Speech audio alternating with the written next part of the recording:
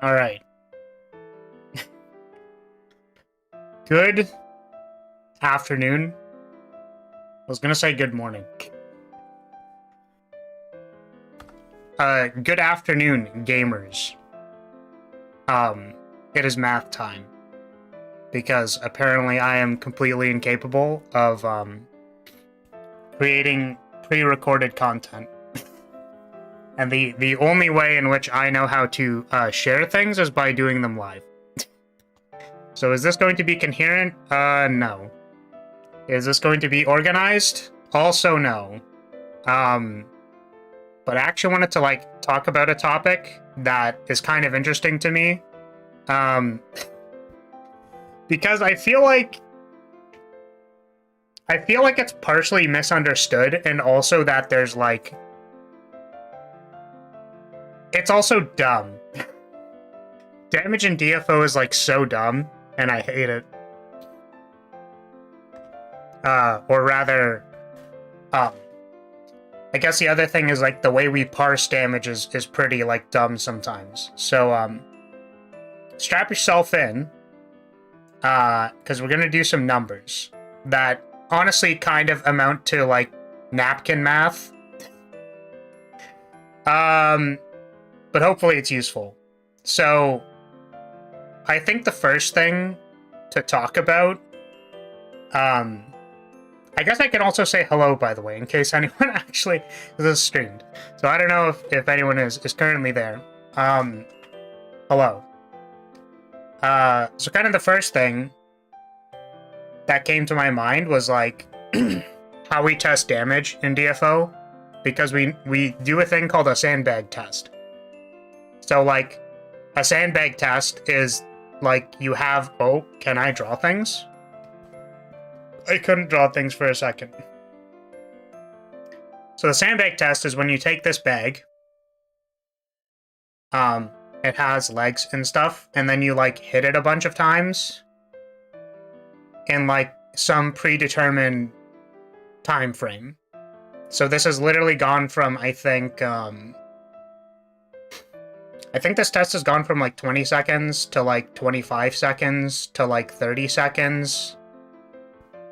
I think it's currently 30 seconds, and then there's also, like, 60 seconds that people sometimes look at. Stay safe, healthy, and happy. Alright, I appreciate that, John, but if you're a bot, I'm gonna literally bonk you.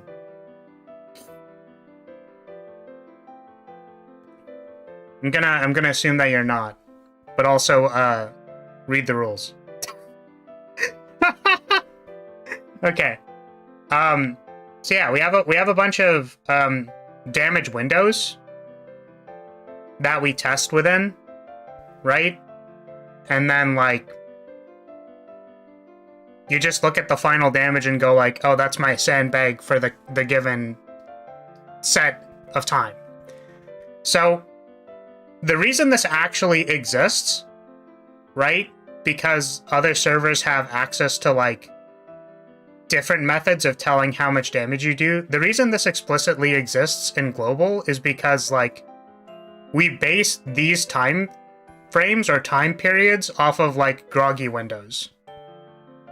So, like, the boss is normally flailing around doing stupid things, and then, like, every once in a while, it'll give us, like, a predetermined amount of time for us to hit the boss. So, the reason why this is important as well is because in previous raids, bosses had, like, damage reduction. So, it was actually, like, not good to hit the boss outside of groggy time. So, what this kind of led people to do is that they would parse this number, because, like, the only important time for you to be dealing damage to the boss is, like, during a groggy phase. This also conveniently lines up with Crusader Awakening, which, honestly, I don't even remember the time frame for Crusaders before they had, like, Third Awakening and stuff. But, like, it kind of... this stuff all sort of overlapped. So, DFO was a game about, like, dodging stuff, like dodging patterns and not dying, and then like eventually this will happen, right? You have to excuse me. I'm actually a little bit nervous talking about this because like I don't know. This stuff's important to me, and then people will be like, yeah, just like amp, it's fine. You'll fix everything with amping, which I think we're gonna get to eventually, but like, okay. So yeah, the first thing that like kind of comes to mind with this idea, right, is that like the current meta is a sustained damage meta, sort of, kind of. So like people have kind of recognized that dealing damage over a period of time makes your Ozma number go very big, because the Ozma fight goes on for a long time, right? So this test is a bit awkward for a few reasons that like kind of bother me, because people like actually like value sandbag tests very highly. So the main thing, I think, do I go with the main thing or the sub thing first? I don't even know. Right? Kind of the sub thing, I guess, is that like attacking a sandbag is not how you attack a boss, because like the boss moves around and stuff. So like Scalpel, one of the main fights in DFO, I say main fight, I guess that's not correct. The main fight for me, who's a green pleb, is Scalpel, and Scalpel like refuses to stand still when you hit him, because like they'll just do a bunch of stuff and run around and you won't be able to hit them, and that's really annoying. Okay. So that's the first problem. The second problem with this test that actually bothers me a lot is that there's CDR breakpoints, right? Which maybe I can write down. The CDR breakpoint. So if you have a cooldown, right, that is 18 seconds long, the amount of times you can cast this in 30 seconds is 2. So you cast it at like 0, and then you cast it at 18, or like, you know, sometime between 0 and whenever it'll be off cooldown. And then you can't cast it anymore. So if you hit a CDR threshold, like let's say 14 seconds, 1 H seconds, you can cast this 3 times, because you cast it at 0, 14, and 28. So what this does for 30-second tests, right, is that if you have someone who has a CDR build, or like what is in quotes like a sustain build, right, they're actually optimizing for a damage time frame instead of looking at like damage over time, or like a DPS value. So this is kind of like the first misnomer of like this test, is that people can optimize this value, which is not how like dealing damage in raids works. Because like you can't do perfect rotations on a boss. Like 90% of classes cannot do that. And also that like if there's dead time, right? We're gonna get to CDR. There's like a thing about that. But if there's dead time between you like not being able to cast these skills, but it looks really good on your sandbag, it's like, it's just like not representative of the damage you will deal in a raid. So you'll have someone who goes like, yeah, I deal like 600 on my sandbag or something because of this kind of idea, and then they just like won't do damage in raid, which is really annoying. So this metric sucks. I hate this metric. It doesn't suck, but like in hyperbole, this metric is not the best. How do I do this? Ray transform. Okay, so now that I've pissed off the entire DFO community by saying that sandbag tests are terrible, let's talk about the thing that actually interested me about this topic. Because that was like half a history lesson and half like why I don't really like sandbag tests anymore. Because the thing is, like, a sandbag test is still, like, a fun thing to do, and it also is indicative of doing damage. It's just, if it's over-optimized for the sandbag test, it can, like, run into problems, I think. So that being said, the thing that I was curious about from a few days ago was, like, this idea that we have burst windows. So the reason why a sandbag test might actually, like, be useful or indicative is that, like I said before, it lines up with the Crusader Awakening damage window. So I was kind of curious, like, if we do technically have a window to optimize for, is that window, like, extremely important? Right? So if we have someone who, like, heavily optimizes for a sandbag test, like, is that indicative of doing a lot of damage in raid? Sort of. Right? Which is basically like asking, what is the actual value of doing sustained damage? Because, like, if you optimize for burst in a way that's not actually CDR oriented, that would, like, classify you as a burst build. Right? So people sometimes go like, oh, I'm a burst build. I love my burst build. Because that's the thing in the title. Unless I changed it. But it's like, I'm a burst build. I do a lot of damage on sandbag. That is kind of the thing. And normally what that means is that you're, like, awakening focused. Awakening damage, very high. Other skill damage, low. Now there's, like, kind of a problem with this already. Which we'll get to. If I remember. Like I said, this is, like, not organized, and I literally have the notepad of Napkin Math open on the side. That, like, that's the stuff I'm more confident that I can talk about, but all this preamble is sort of, like, scattered. So, I was curious about damage windows. So basically what I did was in Ozma, so, like, the current endgame raid, I tested my F-Brawler's damage at 40 seconds, at 5 minutes, and then at 8 minutes. 40 seconds would be, like, the first Crusader damage window, and also my F-Brawler is in Roxy, so F-Brawler in Roxy.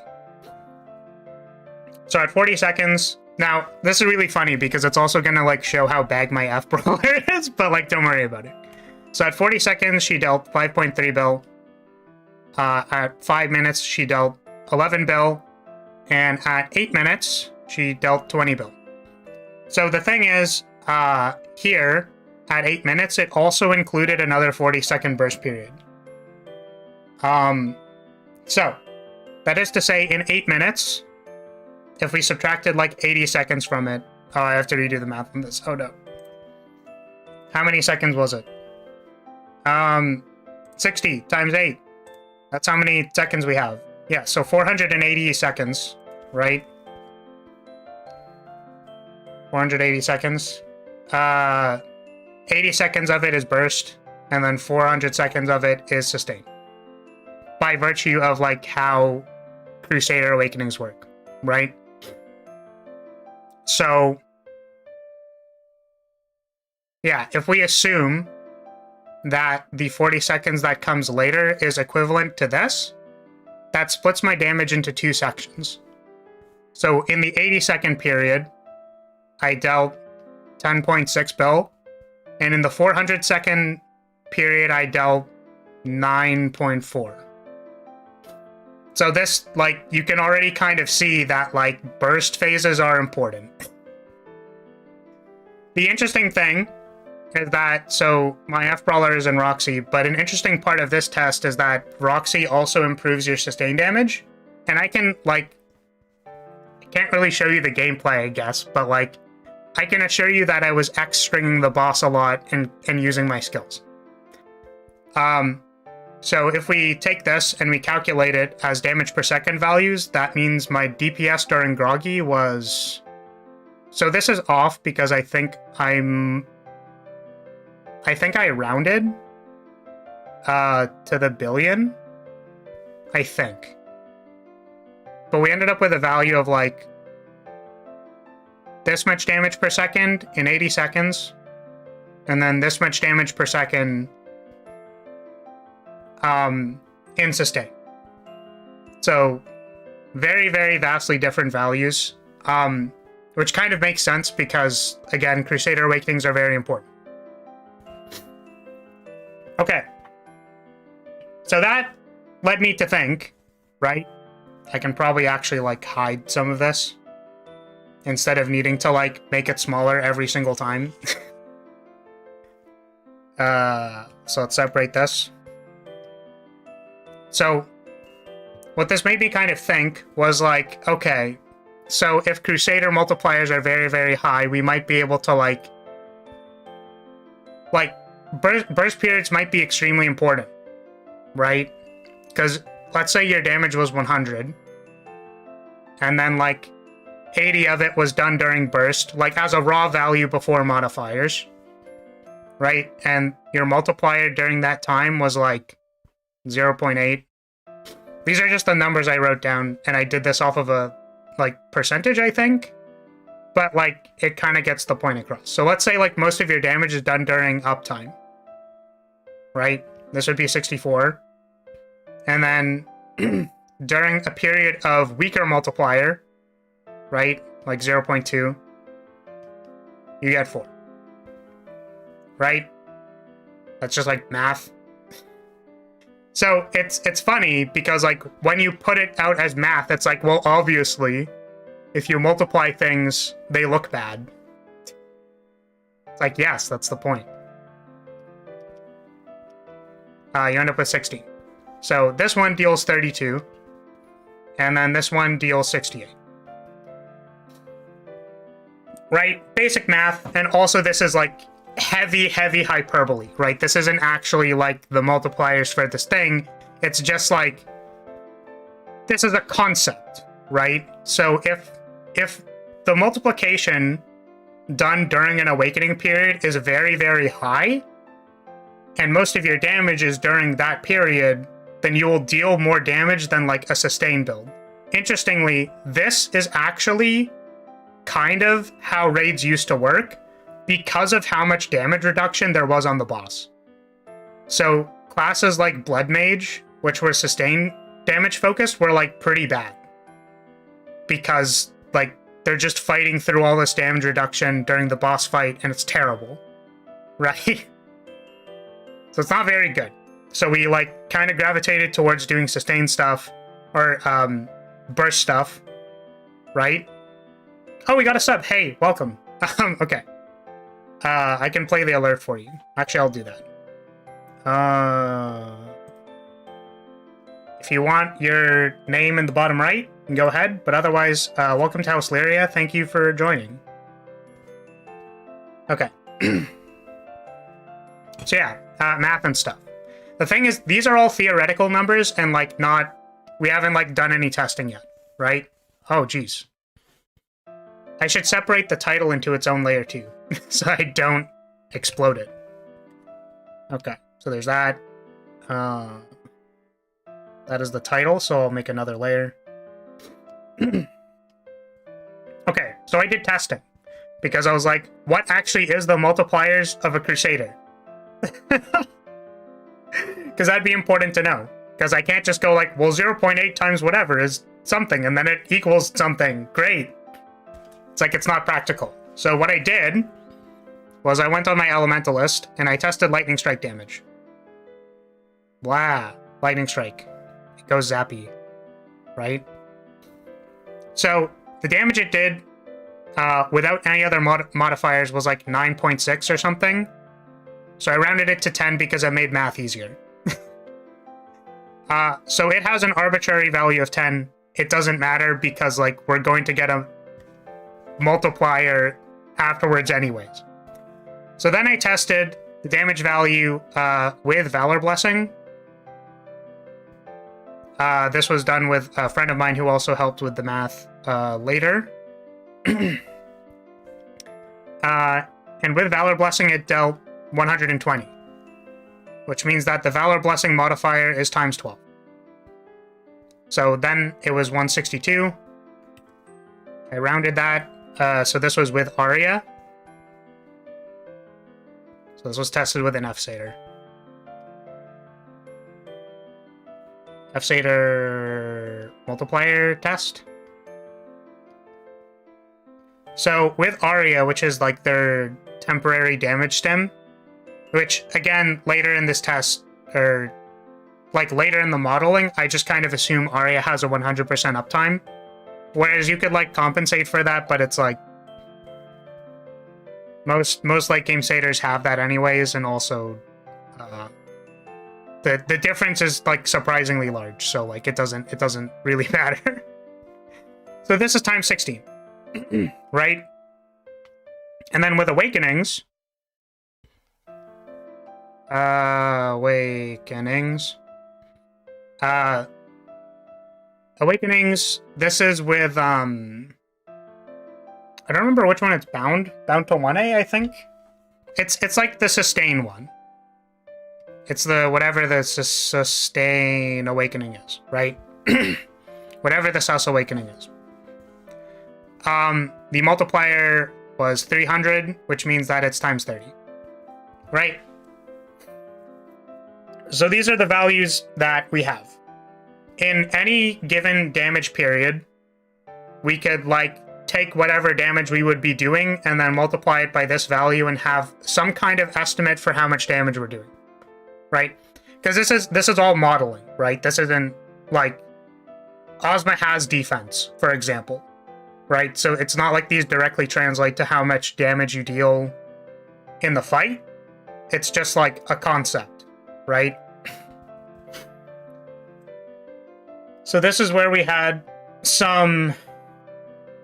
So there, remember when I said I was like more confident in the stuff on the notepad? I'm actually less confident now because this is very unorganized. So what I asked my friend to do was to use the damage calculator made by the Chinese server to like test damage in certain time frames, right? So we were able to change the test so that like the cooldowns represented a 40-second test, because I think it doesn't let you just set it to 40, it might. And we tested two builds. So we tested like Talisman shoe build. So that's your kind of like your typical sustain build. Talisman shoe versus like Talisman shoe and like assassin. Ass. Versus like awakening focused. Awakening with Roxy. This is kind of like your sustain versus burst thing, right? So to go over the Tally Shoes build first, this was done on a Dimension Walker, by the way. Damn. W. This class was chosen because apparently they're pretty good in Tally Shoes, and they're also pretty good for like their awakening damage. Like they're boasted as having very high awakening damage. So the first thing was we did a 40-second test, or modeled a 40-second test using the calculator. So this is like their burst value. So this will get plugged into like the awakening satyr multiplier, right? We also even compensated for the fact that like it was 702, right? Was their test 702 mil, but like we also kind of said, well, if they miss like one or two skills, again, like with CDR breakpoints, right? It's like, can they really cast those skills? Unsure. So we kind of put it to 670, assuming that they missed some skills, right? And then we can take this value and literally just multiply it by 30 to get like the damage for the one burst period, right? So what we end up with, if I can find the value, yeah, so what we should end up with is 20, 100. So this is in millions, but again, we're gonna just... The value doesn't actually matter. The quantitative value doesn't matter. It sort of matters, but like, we're working with big numbers. So this is how much damage they do in 40 seconds. I guess I can like have 2 arrows pointing to it, right? And to find how much sustained damage they do, we also have like a 60-second test, which again, we were looking at like breakpoints and being like, okay, does like, what is fair and what is not fair? Sort of.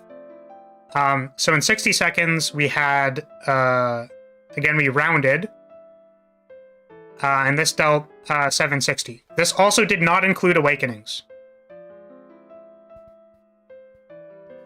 No awakenings. Because, like, when you're fighting a boss, right? Like, when you're fighting Ozma, like, this already happened. So this is like, your awakenings and stuff already happened. You can't cast them during this period. And we're testing for a DPS value, right? So we can take this and divide it by 60 to get a per second value, which this looks wrong, so I'm gonna double check. But if we have like this, divided by 60, we end up with 12.6. Yeah, so I think I might actually have to redo some of the math on this. Because again, I like napkin math after stuff happened to like check if there was another significant difference, and there really like kind of wasn't. So spoiler alert. So this is damage per second. And what we can do with that, right, is use the same kind of time frames we used before. So if we have one burst period, again, this is also not accounting for like aria downtime if there is any downtime. It's not accounting for patterns like Tombstone, which is like minus 50% like outgoing damage. And it's not accounting for the burst periods that are like plus 30% damage and stuff. But like, right, you could account for that stuff. I don't think it really changes much, I'm going to be honest with you. Because we'll get there. There's a very easy answer to this question that I could have like just said at the beginning, but like we're not doing that. So we're going way too deep into it. So we can multiply this by our time frame that we want to check for. So if we only have one burst period, that would be, I think, yeah, 480 seconds, right? So in 8 minutes, 480 seconds, but we're only going to go with one burst period. So we multiply this by 440. And then we get stuff. What was the number again? I also checked for the minimum number, so assuming no Valor Blessing, and assuming Valor Blessing and stuff and whatever. Oh, wait. We skipped a step. Hold on a second. We don't have our... Wait, we do. I'm totally organized. So this should equal a number.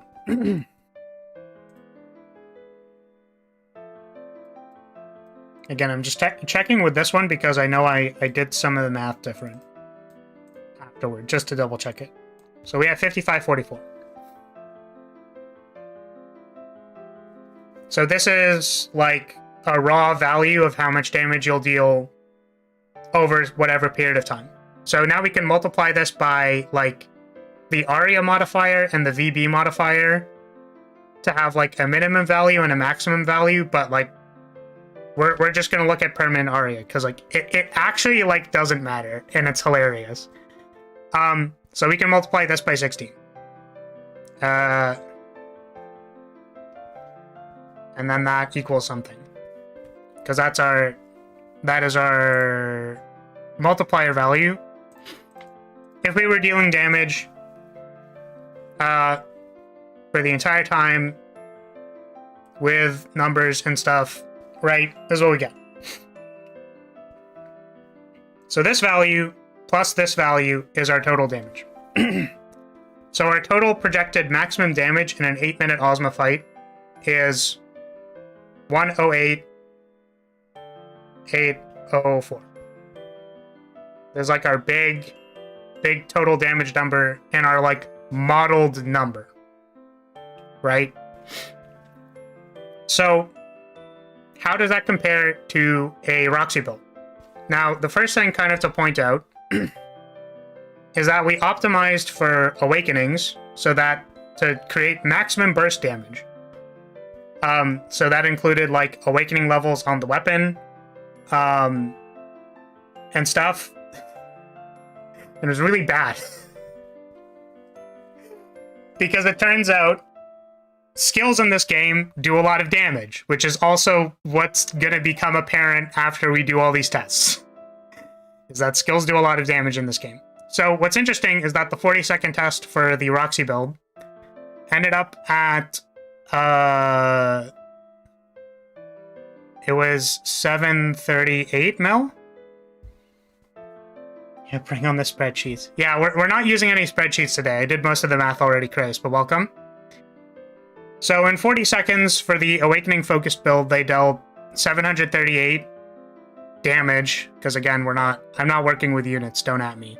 And if we multiply that by 30, which is our Crusader burst like thing metric, right?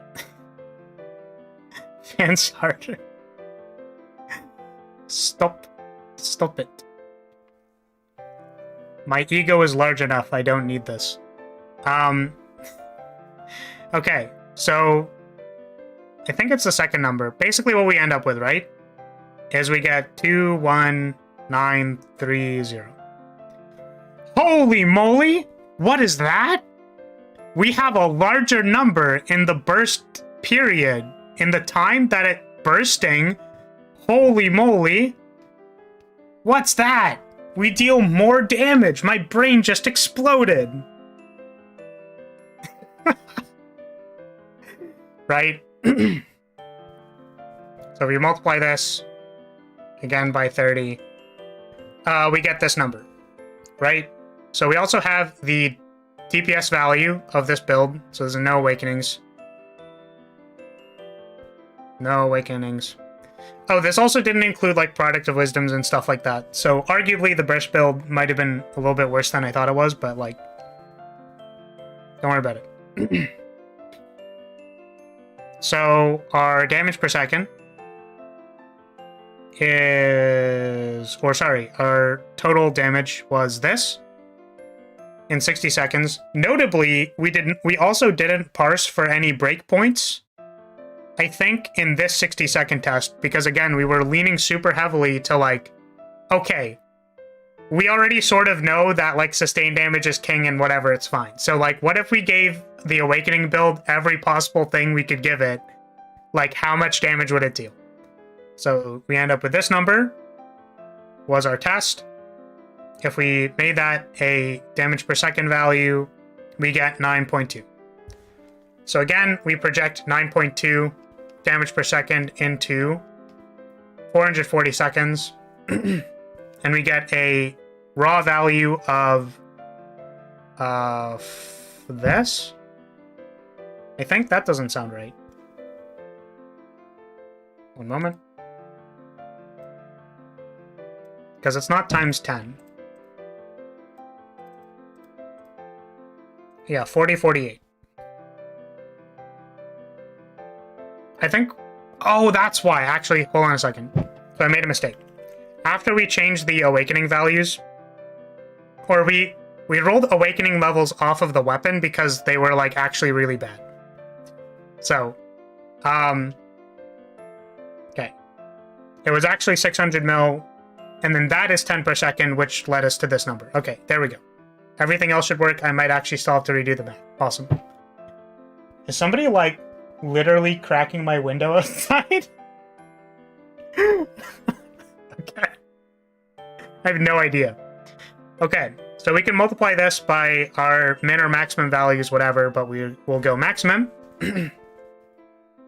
So that's our projected damage for that many seconds. If we take that value and multiply it by 16, we get this value, which is 7,400, right? And if we add these two numbers together, we get a number that is less than this, which is pretty obvious, I think. I can't do mental math. I don't want to do it. Okay, plus 21, 92,330, yeah. 92,330, right? So we end up with this kind of thing.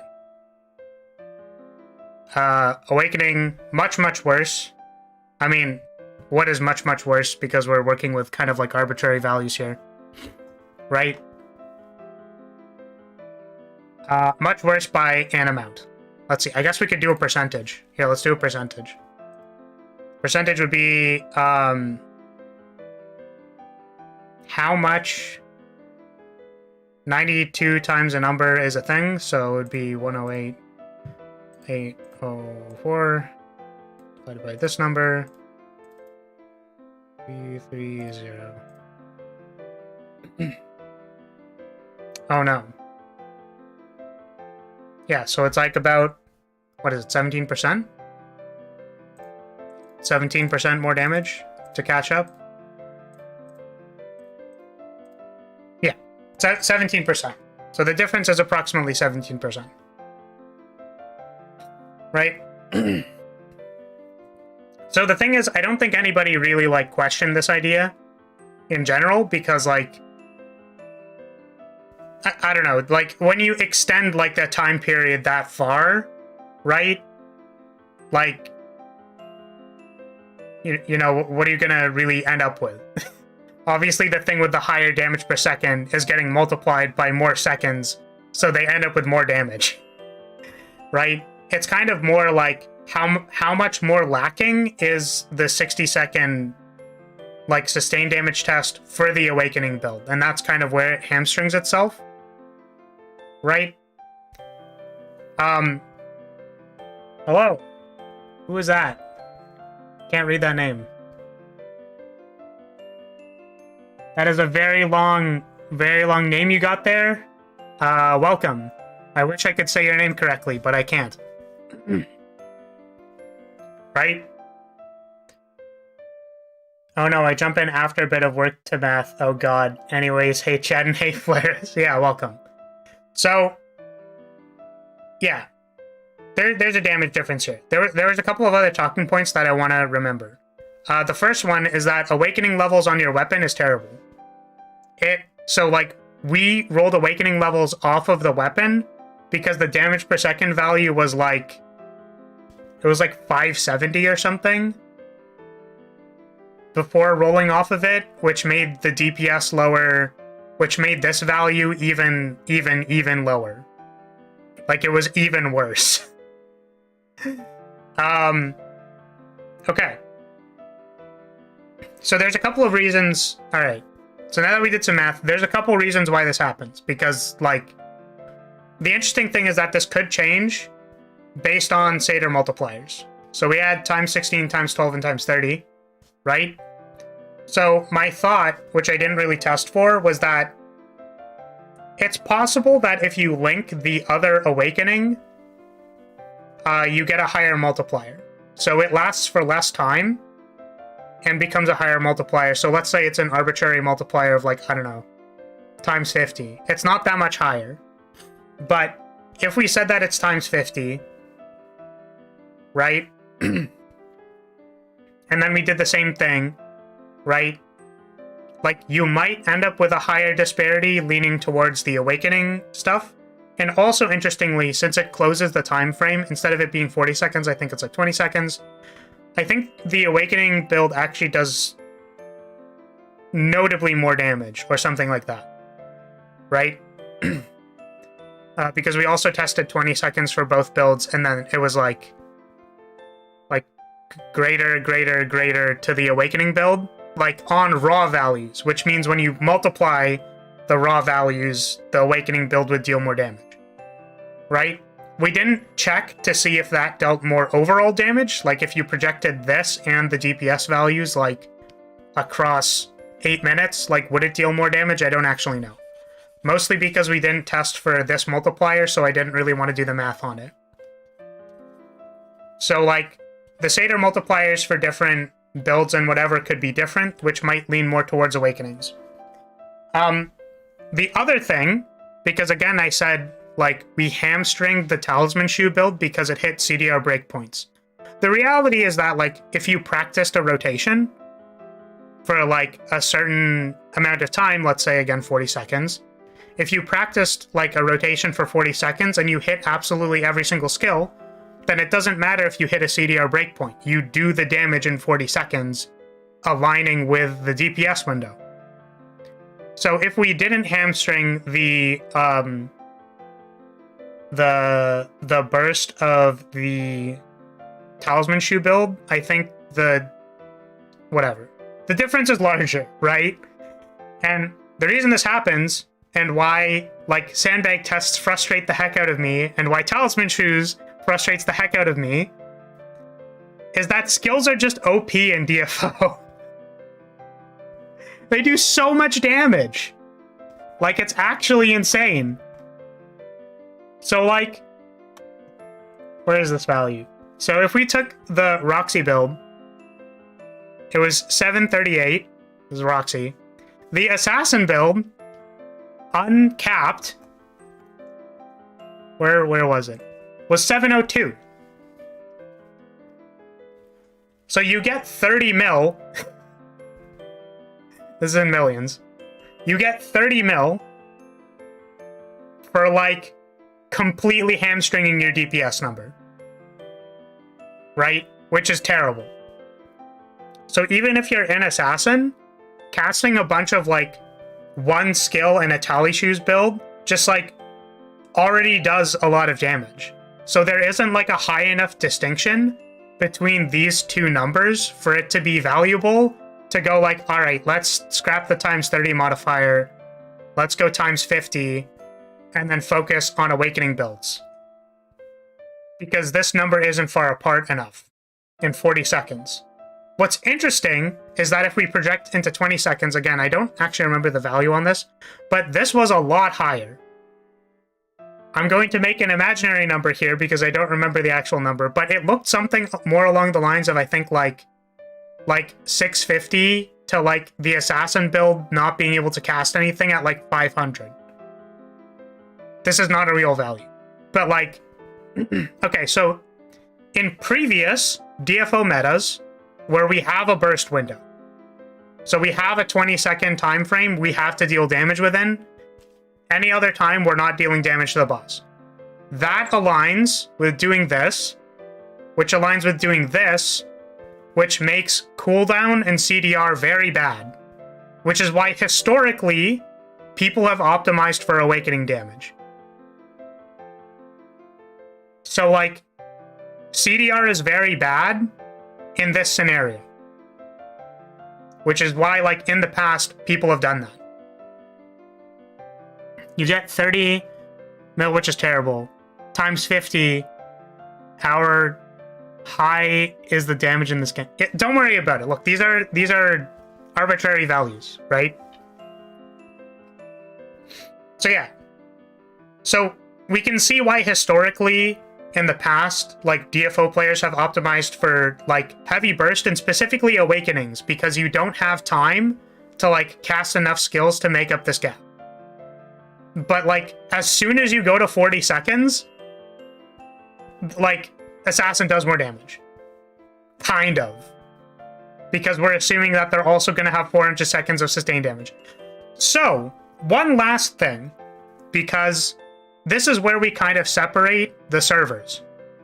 And, like, I could use a lot of words here, but the thing about DFO is that you can, like, amp your gear, you can reinforce your weapon very, very high, you can, like, buy all sorts of things, which makes your damage go up.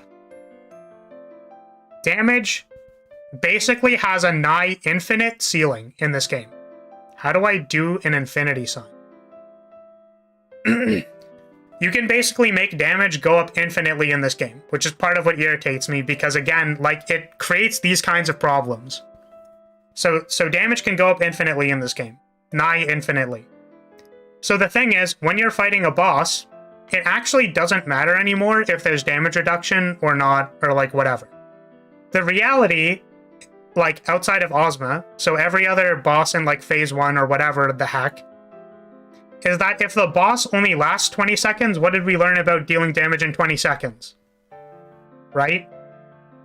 It doesn't matter anymore, right?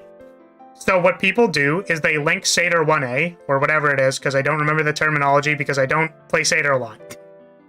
It's better to just times 50 your damage because the boss is going to die anyways. In 20 seconds. Right? It doesn't matter anymore to go sustain damage, which is why on other servers, where their characters are very, very, very, very, very strong, and they have a lot of damage, and wow, they do so much damage. On those servers, you get people going times 50 and just killing bosses in 20 seconds. Like, great. Awesome. Sick. Right? So that was my piece on math. That was also my piece on the sandbag test, because it pisses me off. Sandbag tests irritate me. It's all high hell. God, they suck. Man, what a terrible metric. Was there anything else? So yeah, plus amps means the boss dies in 20 seconds. Boss dead. So actually people on other servers don't optimize for tally shoes because things die in 20 seconds. And you're like, wow, great. Why did we even go for sustained damage? Yeah! Apparently it played pattern as well during Ozma. So in the Ozma fight, this was from hearsay, so I don't know. But in the Ozma fight, what some people do is that instead of doing anything during sustain periods, sustain, they just like, don't do that. They do the thing that I was saying before, where you dodge gimmicks, wait for burst periods, and then do a bunch of damage. Because they can get away with that, right? It's like suboptimal damage. But the thing is, when your damage can go up infinitely anyways, they just like overcompensate and then deal damage during burst periods, even though that like probably shouldn't work. Because you're bagging like 20% damage by not doing sustained damage. Which again, we're not accounting for dead cooldowns, we're not accounting for tombstones. And the other thing too, by the way, is that we didn't even account for the 30% damage uptime. So in Ozma, there are points in time where you get like a mini burst period to deal more damage to Ozma. So Awakening builds also can't take advantage of that because your Awakening is on cooldown. Additionally, the burst period, we're talking about CDR like thresholds and stuff. The burst period for this is like less than? Is this less than? It's like less than 20 seconds. So what happens there is you actually don't have enough time to cast your Awakenings even if they were off cooldown. You only get to cast like one. So sustain damage actually also takes advantage of this. Sus damage. All points to this as well. It takes heavy advantage of this because their stuff is going to be off cooldown and your Awakening will not be off cooldown. Right? So you could optimize for this damage window too, whatever. I don't know. Right? Sorry. I wanted to make sure I got through all that stuff before I talked about other things and we just started playing DFO. How long did that take? Holy moly, did that take me 50 minutes? What is wrong with me? Holy moly. Sheesh. That took way longer than I thought it would. But yeah, thank you for coming to my lecture. If that was interesting to you, I mean, I don't know, like or something. Like, comment, and subscribe. Actually, if that ruined your entire sense of reality and now you're really upset with me, yell at me in the comments. Actually, as a matter of fact, hit the dislike button because I can still see your dislikes and they hurt me emotionally. You could actually say that they deal emotional damage to me. Okay. So that was a fun delve into math. I didn't even have to do like most of the math on stream and it still took me 50 minutes. Holy moly. But yeah, people liked the math stuff last time, so I thought I would like do another math video. We can close this, I think.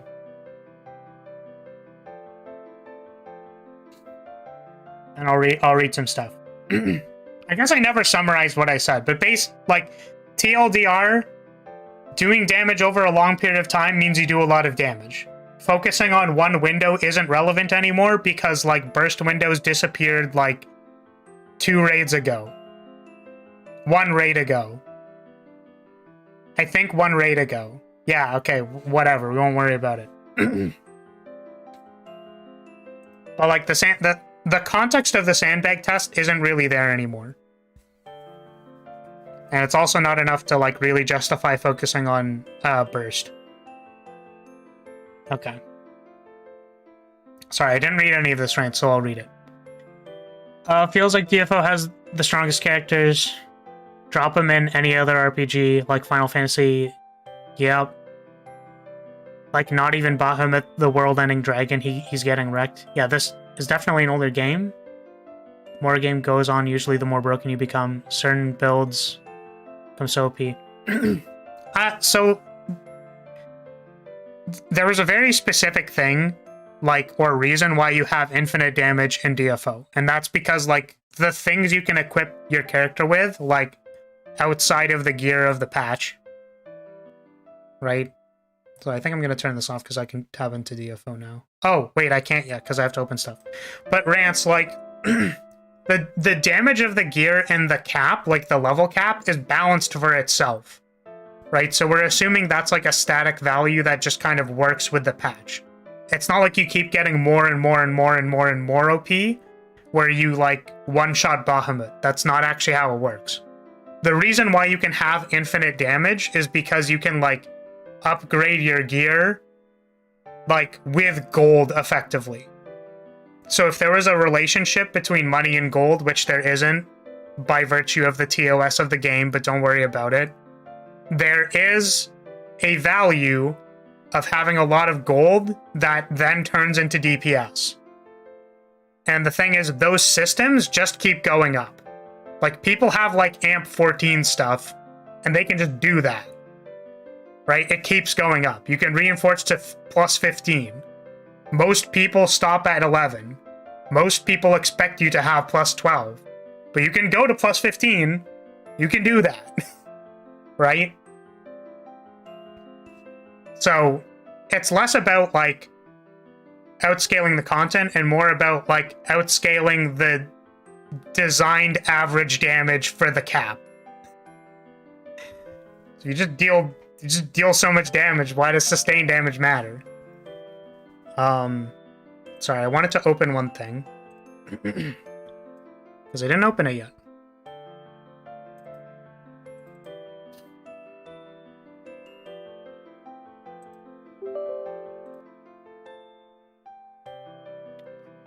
No! I can't believe it! Hold on a second. I have to fix a reference. I was like, it broke my timer. I hope it doesn't break this other thing. Oh, does that mean this broke? Oh, it didn't break. Okay, thank God.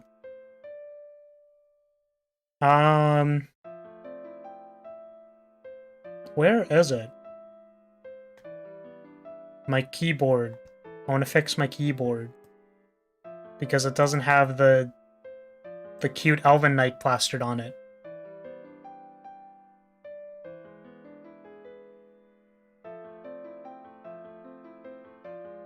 Filters. Oh, no! Oh, there we go. I think that's it. Alright, we have to go here. Sorry, excuse me. Yeah, the reference was broken. So where did I put it, though? Is it icons and assets? I think it's this. Hey, let's go! Okay. So anyways. That was my math lecture for today. Brought to you by nobody, except for me. So I haven't done anything today because I was doing assignments. So we actually have a few things to do. I actually think what I wanted to do is we'll open this. Big money, let's go. 30 time guide stones. Sweet. So something that I haven't done today is this. And I literally recorded a run of this, like I recorded a video for this, and I didn't edit it. You want to know why? Because I'm incompetent. So we're just going to reproduce it on stream, and then maybe I'll post the shortened video later if I want to. So what we're going to try and do today is something. So the only thing we can't take, these are the difficulty modifiers. The only thing we can't take is lose abilities because of something very specific, which we'll get to eventually. I think I did it with most of this stuff off as well, but I don't think it really matters. I think I can do this. This kind of matters. And then, like, this sort of matters, and then this sort of matters, but yeah, what we're doing is we're gonna ride the pony. So if you don't know, Elven Knight has a pony ability that is super OP and broken. And by that, I mean it's not broken at all. So I have to do one of these daily anyways, so I thought I might as well do it. So what we're gonna do is we're going to try doing Remnants on its highest difficulty with only the pony, because that's hilarious. I think I also did it with less modifiers here, but it's whatever. So the first thing we have to do is I think we want this for the CDR. We could also do this so that, like, we don't inherently make the pony CDR very low. But then we cast a bunch of skills and then make the CDR low. So, but, like, we're not going to do that either. I need some water.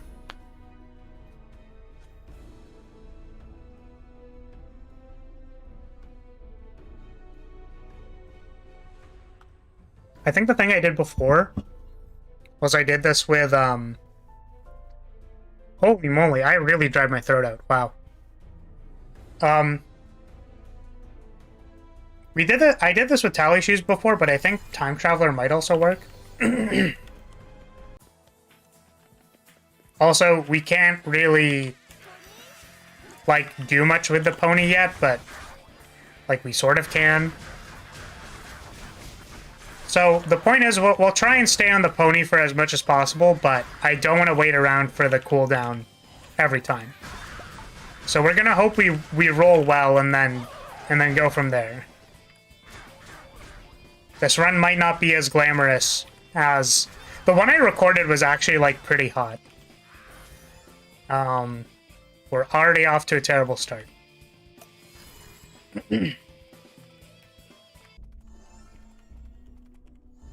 I can't buy anything. Nice. So yeah, the first area is pretty rudimentary anyways. So, like, we're not going to worry about it too much. It's kind of the later areas where stuff is, like, difficult and could get me killed. Time Travel sounds good, especially if it was, like, Prince of Persia. So Time Traveler is an epic set name, and it gives us CDR. For the context of what we're doing right now, it just gives CDR. I am really hoping we roll the things we need. None of these are CDR. Please help me. This gives movement speed. This also gives movement speed. If we go with this one. Oh! Oh, right! There's like a weekly reset thing. Cool, I didn't read it.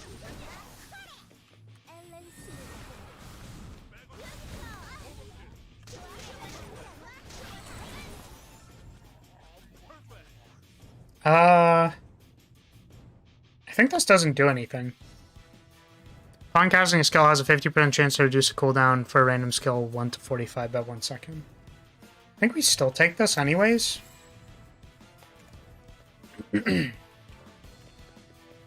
We're also looking for a particular piece of gear, which we might not get. Which happens, and that's okay. We're trying to be as pony as possible. Which, as you can see, isn't very pony yet, but don't worry about it. Hopefully it'll pick up. Yeah, I totally know what CDR is, hahaha, jokes aside, all I see is enemies who get... Yeah, CDR is cooldown reduction. So, like, the cooldowns that I have get reduced. Also, we are rolling very terribly for this build. I might honestly redo the run if, like, it's this bad, but... I kind of want to go this way.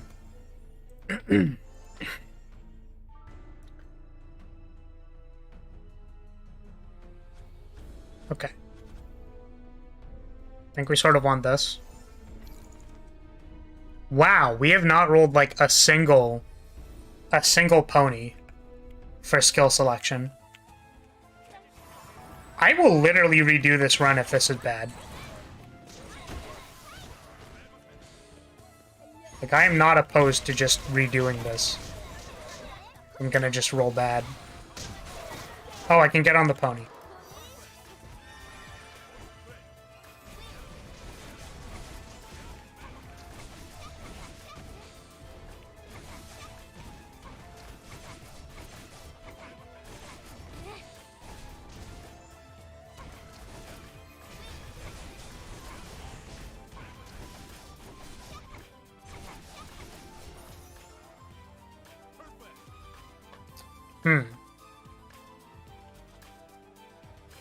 Excuse movement speed? Do we have enough movement speed yet? I think we do.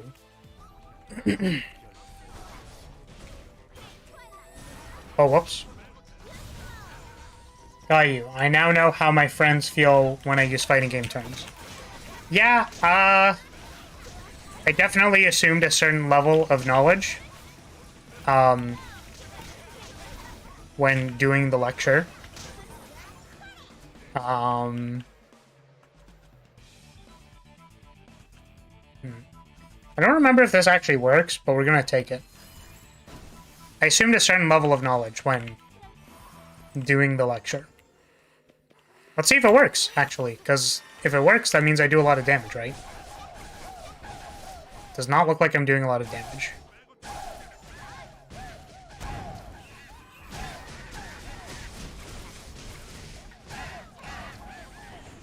Yeah, so, I mean, like, explaining a term, right, is as easy as, like, explaining it, right? So sometimes people just need to be brought up to speed. Also, this run does not appear to be very pony-like in nature, which is unlucky. So we're gonna redo it. I feel like we've gone long enough without using the pony that I'll redo it. Sometimes you just roll bad, you know what I mean? Roll very poorly.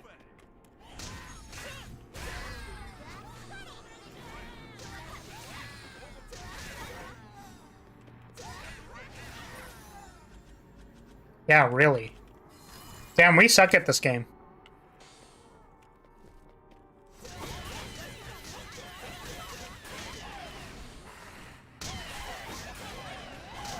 Oh, we can get on the pony. Hold on a second.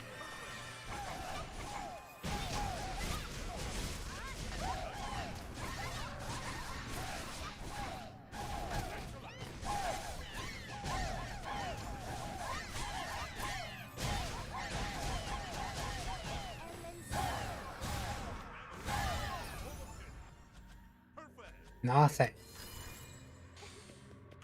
Alright, we're gonna get to... Oh, we rolled our first Guardian riding. Let's go.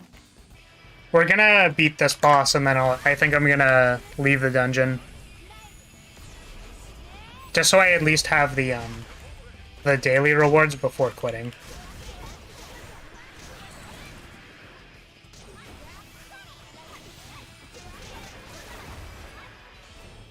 Oh, pony.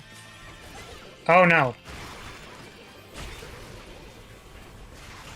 Why is my game so loud?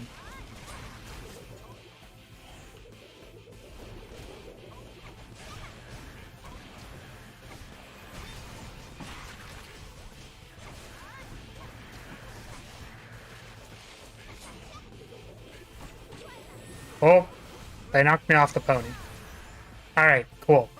So this is actually the weapon that we're trying to get, or the item we're trying to get. Because if you read it, it says crit damage plus 5% per second, max 100 stacks. All stacks reset upon using level 20 skills, right? So maybe I'll just demonstrate what this does. This is also the reason why we can't take the, like, remove random thing when, remove random thing per X floors, because sometimes it removes that. Also, sometimes it removes your pony levels, which is really bad. Right? So we see this. Oh, I guess you can't really see it, but you can see times 21, times 25, times 26, right? It keeps going up. And then we're gonna wait for the pony cooldown here as well. Well, I'm just watching, seeing the characters that hopefully will be in duel. Like, how my mind works is, oh god, he's on a pony. Will that be super? Where she has armor? How am I gonna mash DP then? Yeah. No, I would actually really like Elven Knight to be in duel. That'd be fun. She works pretty similar to pretty similar to Vanguard. So they can basically like cancel between their special moves pretty easily and stuff.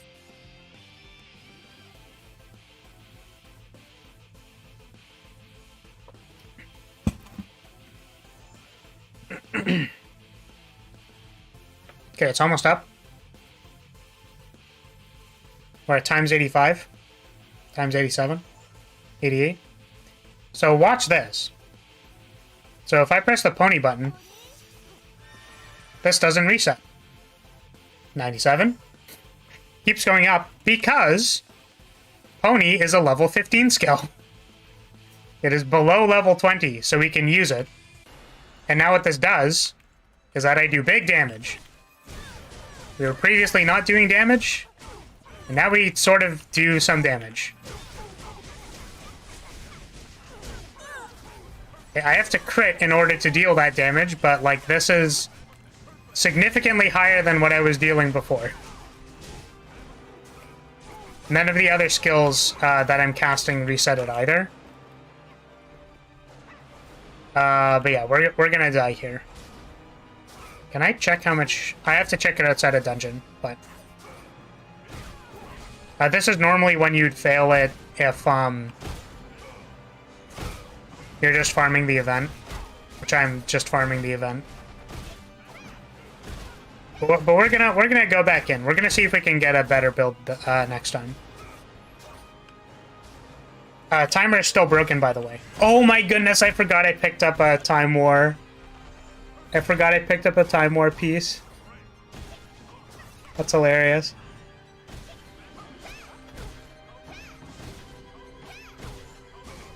Please kill me. Please give me death. Oh, I just realized that my basic attacks maybe do a bunch of damage. Because I have Mana Vortex equipped. There we go. Lower my volume a bit. Okay, let's try that again, but also, how much damage did I deal? Yeah, so I mean, like, I guess this isn't too representative, but still, like, this was the one pony skill that we had. Big damage. These poor guys are getting wrecked when you're trying to die. Yeah, basically. Okay, let's just... Oh, doesn't do anything. Alright, let's try that again. Because I feel like that run was not pony enough.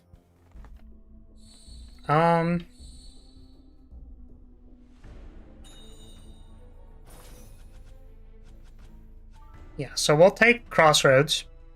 Because this requires us to get like a bunch of movement speed. And then this is, we just need to roll one pony. Again, I will give myself the first area to just like get enough power-ups, hopefully. Because it's not like the first area is hard anyways. And if anything, I just want to get enough CDR to be on the pony.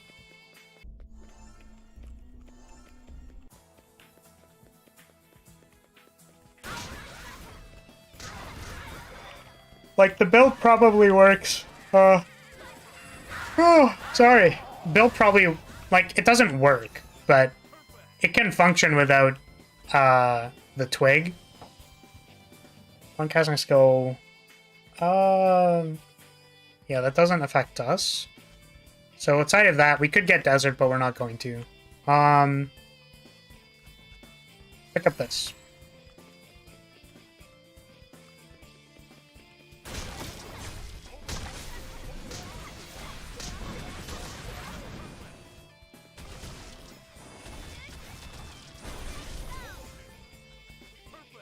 We will probably eventually want this. Oop.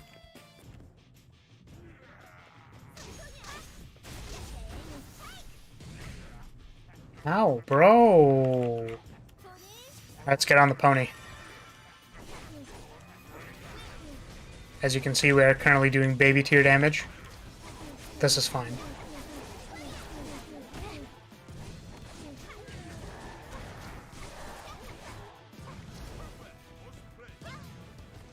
Oh, we already got knocked off. Wait.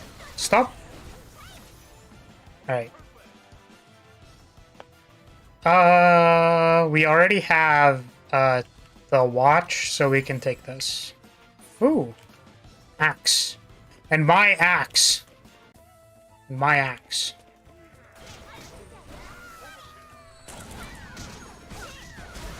So hopefully after this buy and this pickup, we'll have a good set of stuff to be using the pony.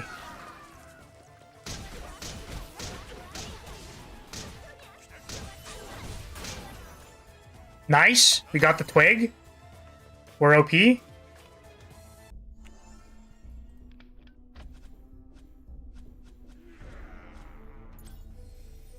Come on.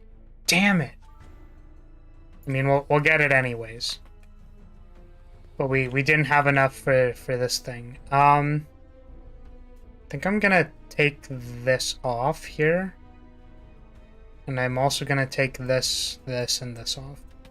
The reason is because if I'm mashing that button on the pony and then accidentally unmorph, right? It's my crit.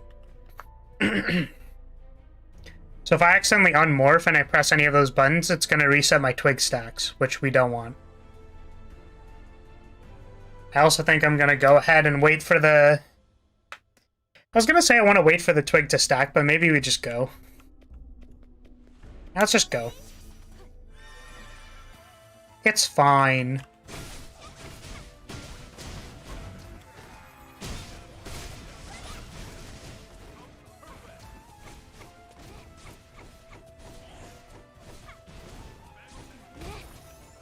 Okay. Now what do we want? Maybe this.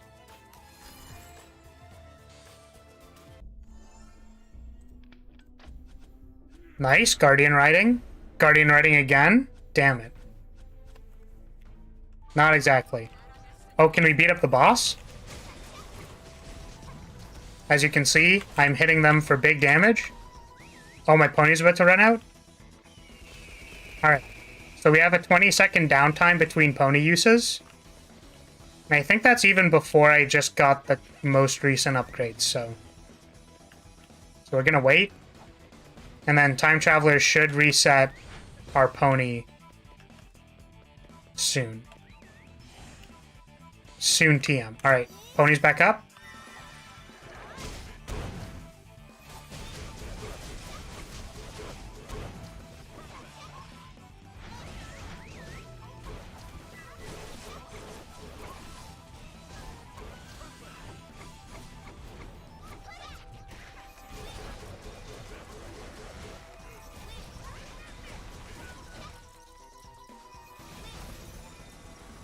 Nice. I don't need any of these.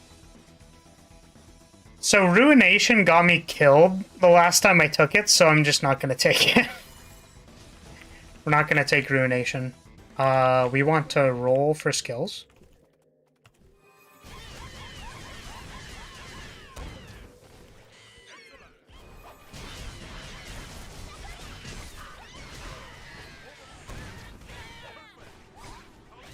Oh. Gotta wait for the pony. Oh, I can't recast super armor either? That's funny.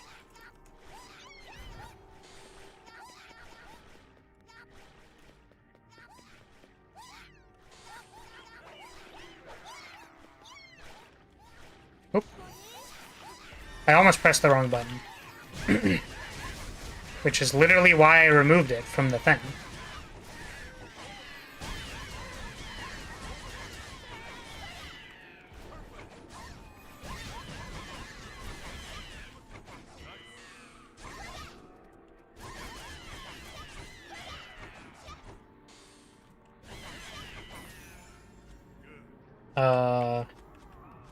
That. Please give me pony CDR, so I don't need to awkwardly wait. Damn it! Pony? No! Alright. It's fine. We got desert. Oh, I should have waited. No! I'm zooming. So if we got the, ring, what I could be doing here is pressing shield defense to proc the CDR, or to proc the reset. But we did not take it yet. Or at least I don't think we did. Oh, wait, we did! Wait, I could be doing it. It still has the 40-second thing, so it'll only sometimes trigger faster than the pocket watch.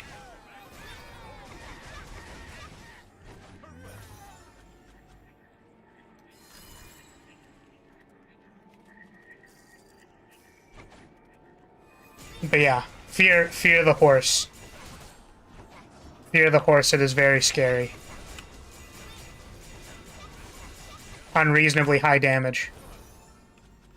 Let's take this.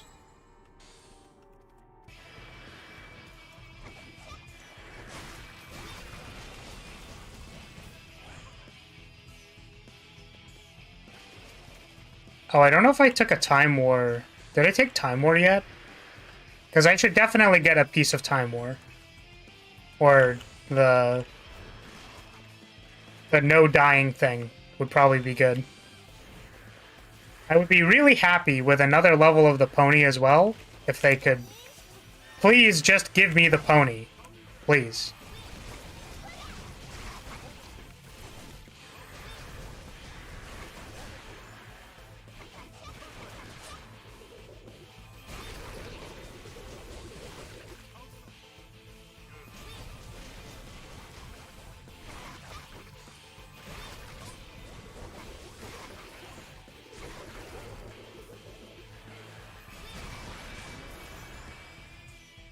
Oh, there's a Time War piece.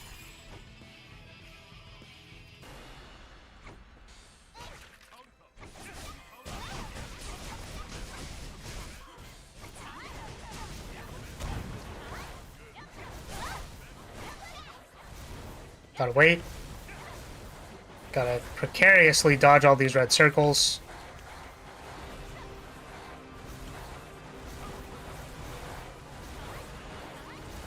Very, very precariously dodge the red circles, because we are not on the pony yet, so attacking would be cheating. Here is the pony, and you will now all perish.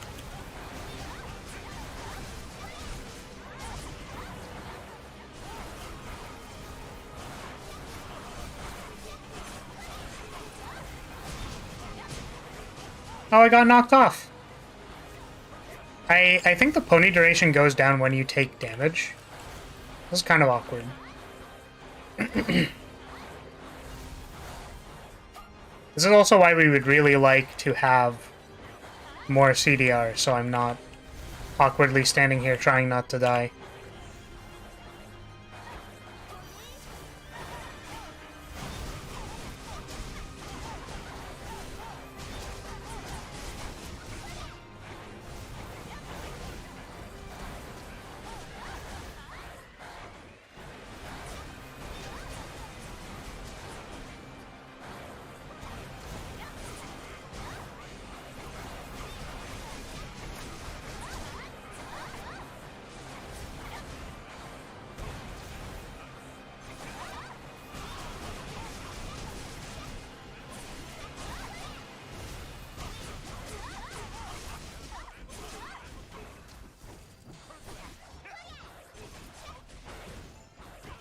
Oh no! I X-stringed a guy. Therefore, this run is over. It's unacceptable. Disqualified from games done quick. Unlucky.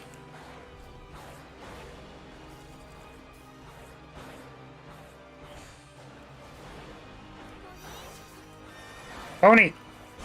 Wop! Are we going to get to weeklies today? I don't know. I don't know. Depends how long this pony run takes.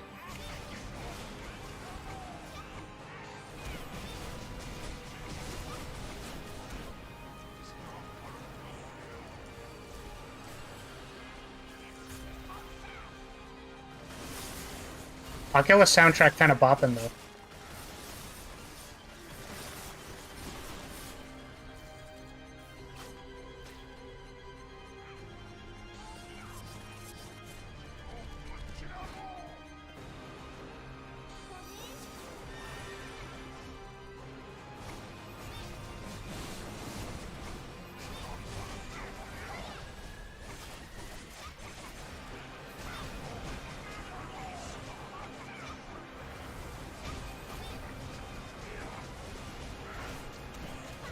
Oh!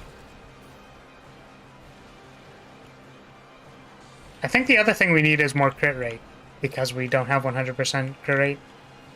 I think I've taken 0 crit things, so we'll get to that eventually.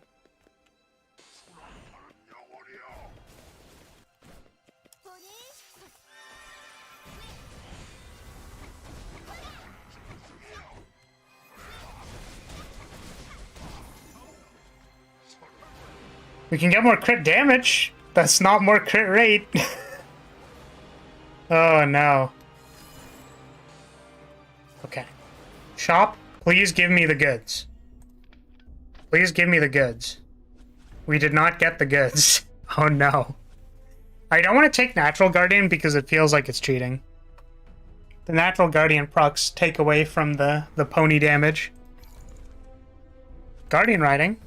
And no crit modifiers. Sheesh. Alright. Yeah, next room. Even though I'm right about to run out of my pony. Oh, we've gotten the cooldown below the threshold, though. Where I don't think we'll have to wait every time I get off the pony. Oh man, look at the jump animation. That's so funny. I like how I'm also, like, half ethereal. Oh, right. Yeah, so whenever you get knocked around, by the way, on the pony, for some reason it knocks you off the pony. Like, it's really weird.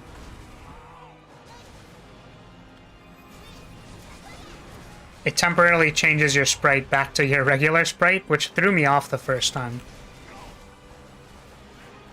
Or it does that. Oh, maybe it's because I'm invisible? Can't, like, keep track of the... There's too many states. It's throwing it off. Ooh, this gives crit chance. It also gives me more Guardian Riding levels. Hello? Huge. Let's wait here. Alright. Saurian, more like... I have a pony.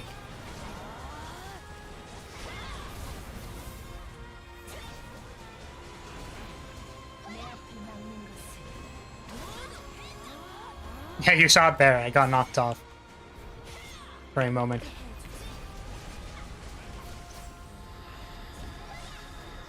Oh no! No, don't kill me, Saurian. Please.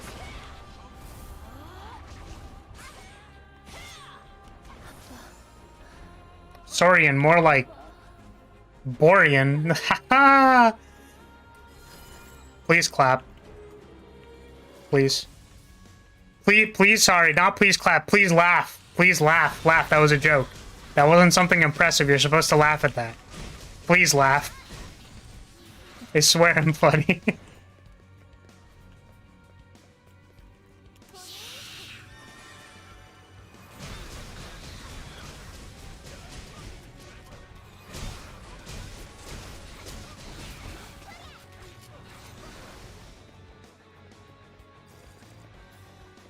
Yes, the interesting thing about Pony as well, I noticed this before and like never really mentioned it, was that like the cooldown is static when you get off the Pony.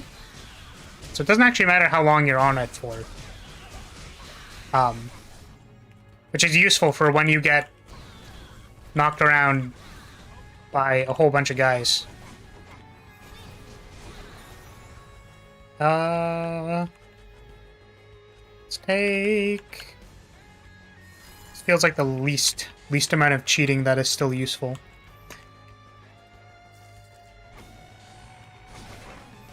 Poke. Flop. Boop.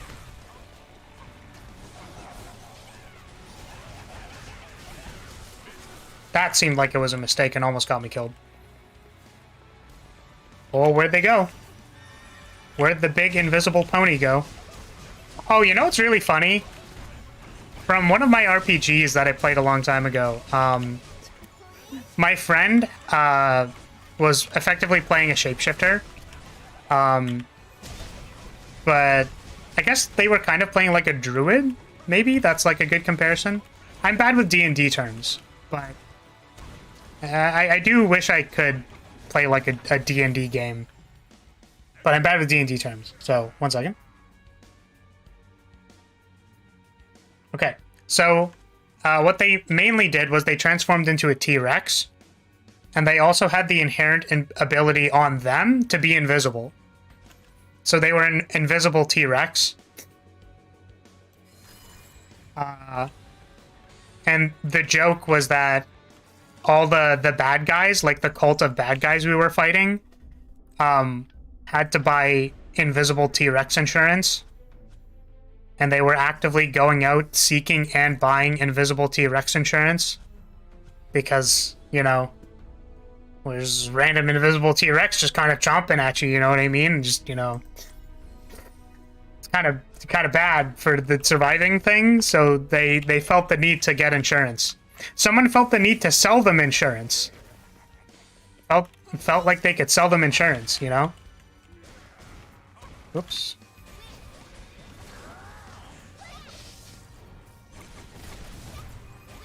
I feel like this build isn't as powerful as my other build with the pony, because I was dealing like a lot more damage, but this is still pretty good.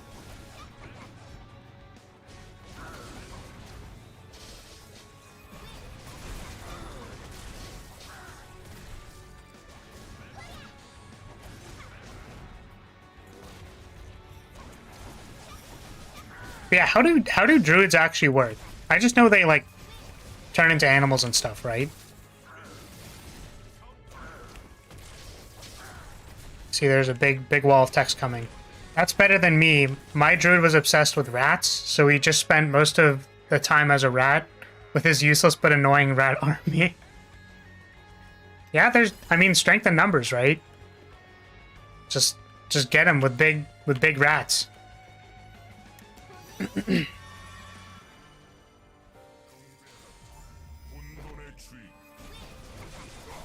Oh no, I actually don't deal a lot of damage. Oh no, this Tiamat fight is going to be actually real.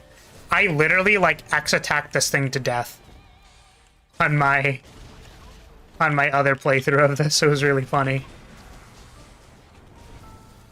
This is good enough. I think our capability of, or probability of death is extremely low. Because we have Time War.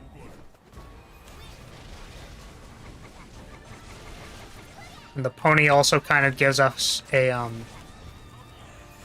layer of invulnerability.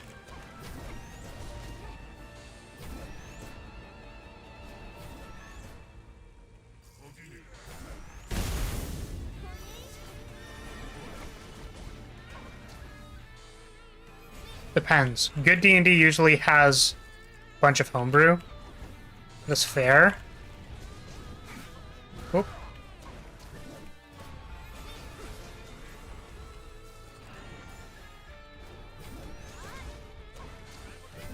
Yeah, I was just asking within the context of like base rules. Obviously, you can change things at your own discretion.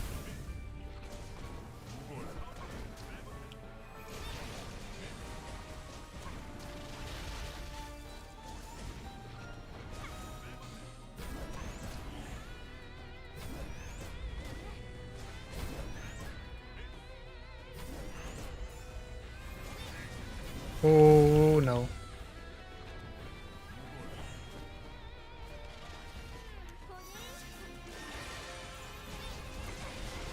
The unkillable Leviathan monster that is a cute girl riding a pony. Oh, man. It's too powerful. They tried to seal it away, but the pony with the twig was just too powerful. Game's not even hard. All right, we did it. So that was the Remnants of Chaos event with optimized for maximum pony gameplay. So you can see we had the stuff on. I also had this stuff on, but like honestly, it still could have been done, right? Like having infinite uptime on pony means you basically can't die. So also big damage. Big pony damage. 21 casts of the pony, 85 casts of the big thing, did 66% of my damage. And like this is what I was saying with the first area, right? Is that like the stuff from the first area does not have very high HP. Even like those times that I use the awakenings, it's like that was just to get to the good stuff. We did all of our damage with the pony. It's fine. Wouldn't know. My druid was created in high school. We had very little rules. I know just play variants of fighter since basic and easy to understand. Also, praise the mighty pony. Yes. Pony very OP. Omega Giga broken. Alright, do we have time? Oh my goodness. We literally spent like an hour and 40 minutes not doing weeklies. Find that very funny. So I need to do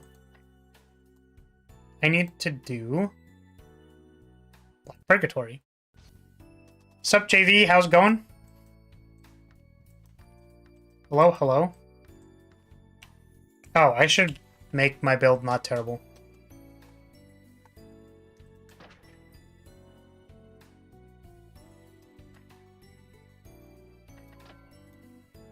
I think this is correct. You're doing good? That's good. I'm doing pretty good. I lectured about damage in this game for about 50 some odd minutes, and that was pretty good. Felt pretty good. I got to rage about how I dislike our current way of parsing damage. I'm getting closer to 100. Yeah, I saw somebody subbed at like the start of the stream. I don't know who. I don't know if they liked what I was saying. I'm not sure. HAV, welcome to My Little Pony Plays Dynasty Warriors. Well, previously it was Dynasty Warriors. Yeah, 14 more. I don't know. We'll see if we get 14 foolish souls to join the totally not a cult. It's not a cult. Sorry, that's one of my what was it? It's like one of my favorite jokes, or was one of my favorite jokes that I saw from like kind of far away. Was what's it? Haruka is not a cult leader, for sure, 100%. 10 million, not a cult. Memes that you observe from far away. Can I try joining this? I feel like I could do BP4. What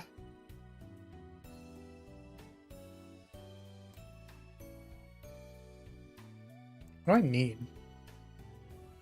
I need stuff. Oh, wait, hold on a second. Did my card sell?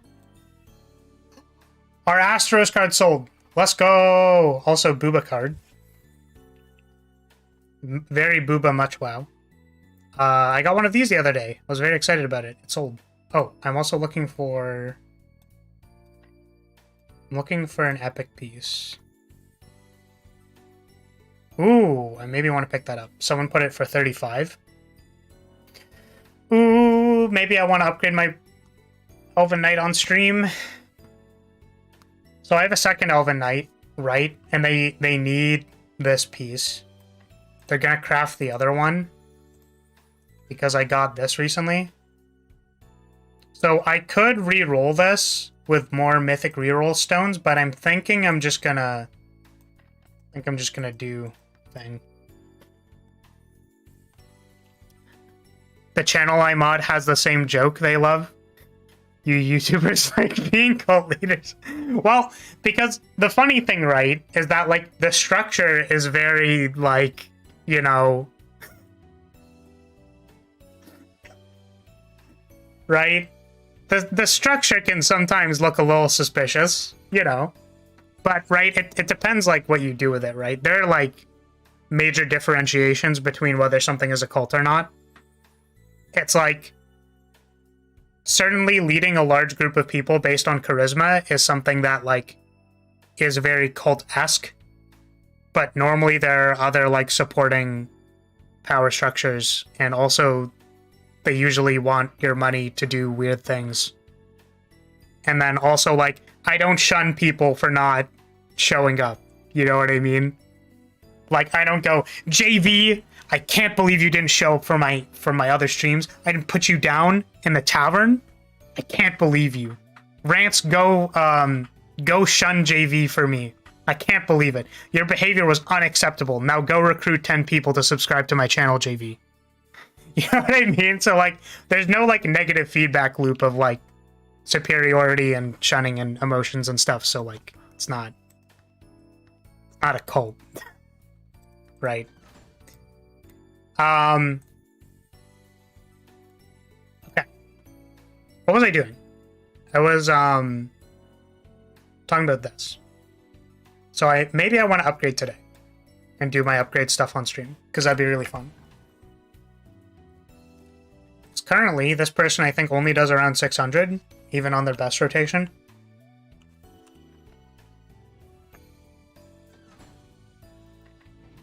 Because that BP4 didn't take me, and there was like a bunch of BP2s. And I don't know, because we have a game we can stream now in the background. Do you know what that game is? Does everyone remember what that game is? I can just stream Master Duel in the background when I'm waiting for pubs. So, we could do that, or we could do stuff that's a little bit more involved, so. I think I'd prefer to do the more involved stuff.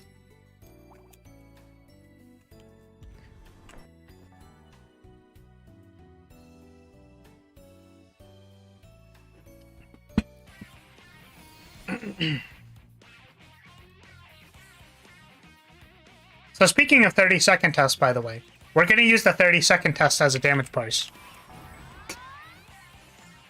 Even though they're terrible.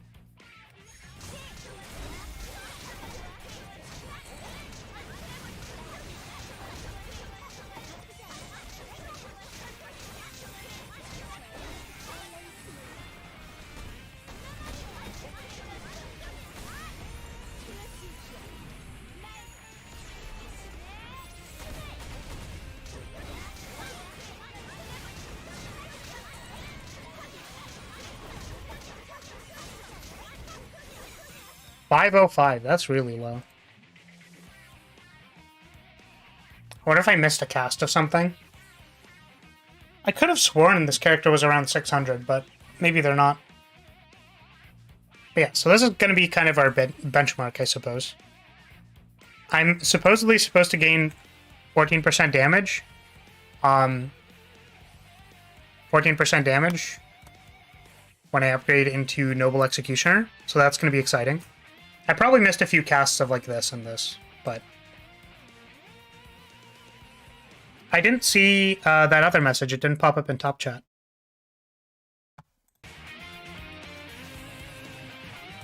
Oh, sorry. Oh, okay. I can see why this I can see why this didn't show up. You didn't give me 50 likes. How dare you? I'm going to, you know, do nefarious things to your mother. Yeah, that's certainly not how we go here. Also, yeah, this poor sandbag, it's been beaten up a few times. We could play a game, actually. I don't know if people know what this game is, but I watched Fubuki play it one time, and it was really funny. So there's a pretty distinct like slapping sound that happens when you hit the bag, right?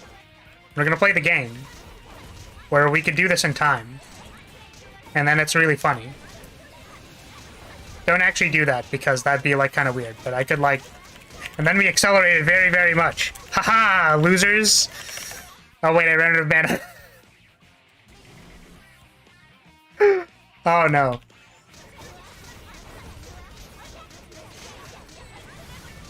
Yeah, did you know there's like literally there's literally like a game or something called like Beat Your Meat Simulator or Beat the Punching Bag Simulator, like something like that, where you like punch a punching bag that's a hanging piece of meat. And I was like, how am I literally watching the Friend Zone Fox do this literally right now? This is hilarious. I couldn't keep watching it because it was, you know, I wasn't actively participating. I'm sure the other people in chat were going wild. But, really funny meme.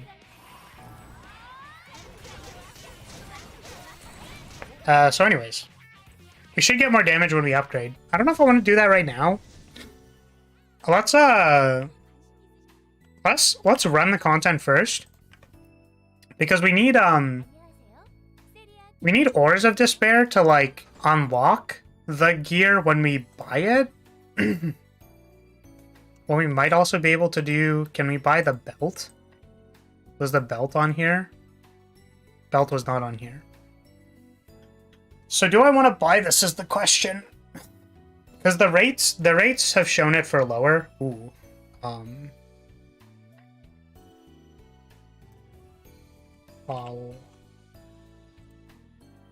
So a few have sold previously. Oh, 130. I mean, that was a while ago. So I suppose it, like, 35 is an okay rate. Let's just buy it, because we can.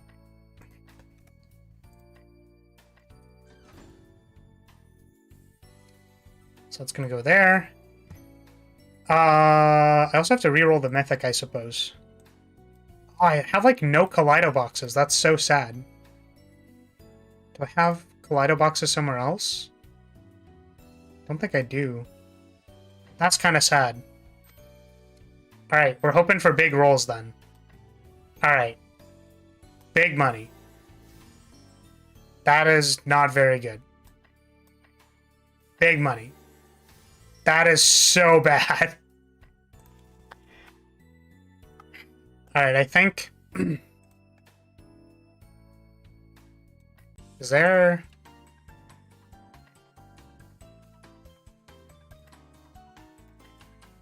What is this? VIP contract?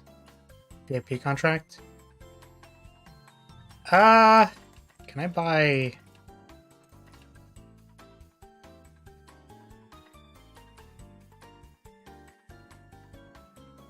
Can I buy Kaleido boxes?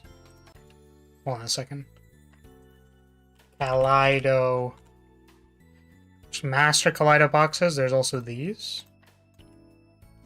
I could buy a few of these. How much do they carry? 2 to 100. So always 2. Let's try 5. Also, you're supposed to punch a bag, not slash at it with your weapons.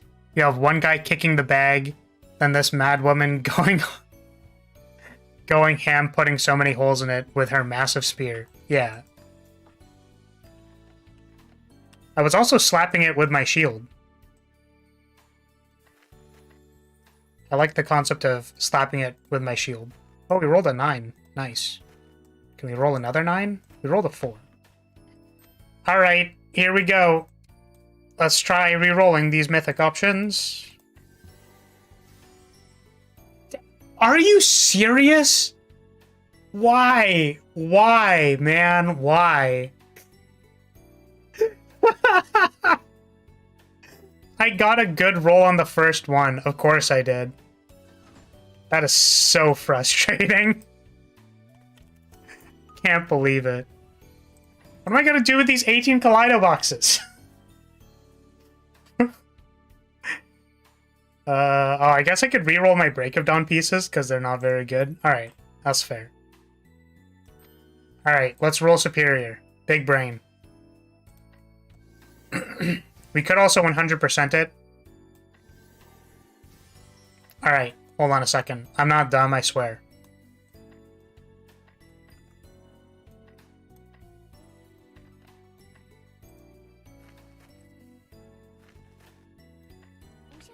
Master Kaleido Box. Normally it would be better to just buy the regular, or like the Master Kaleido Box that's already there, but since we had some in our inventory, it wasn't very good. But yeah, the elemental damage on this is 20. What is it at its max? 28. That's pretty good. So these could both be 28. I'm missing 3 or 5 elemental damage. That's fine. So the other thing we were going to do was buy these and re-roll the single stat. Because the one stat is 1 away from perfect, so we're not going to bother with that. Why did I buy 2 mythical Kaleido boxes? I'm so tilted. Well, this rolled really well. That's good. I'm gonna put that over there. Damn it, I can't believe my RNG was so good. Okay, so the next thing we have to do is we have to craft the belt. Which we don't have full percentage for yet. We are going to throw Sirocco petals at the problem. So we want to craft this. We need many petals. So let's start here.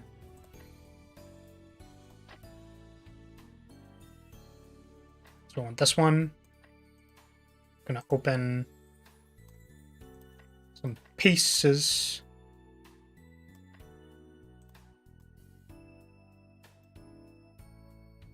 Noble Executor's Belt. I have to go to my other characters now. Don't know if they'll need gold for something. RNGs was good to me? Yes, they were. Sorry, I just got back from a meeting. No problem. Welcome back. Hopefully your meeting was good.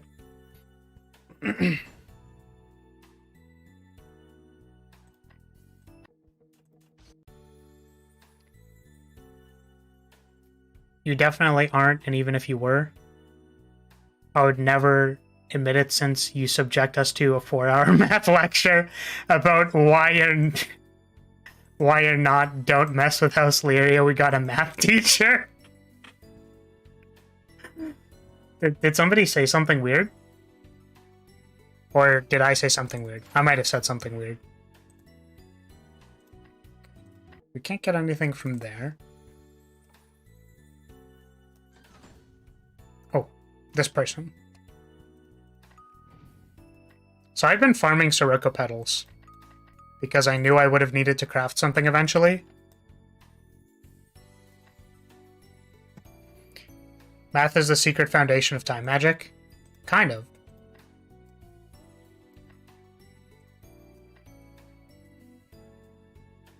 Time magic is a weird term. Weird blanket term that I use for many things.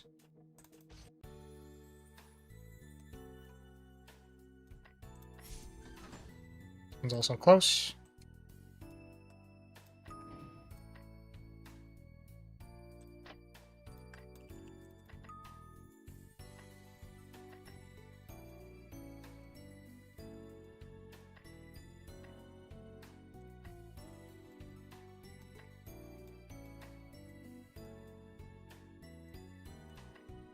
Believe I need 3 more.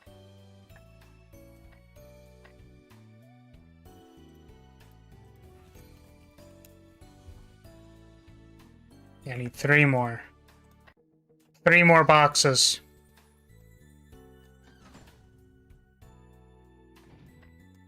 You got nothing? Do you have something? You have some stuff. So 90.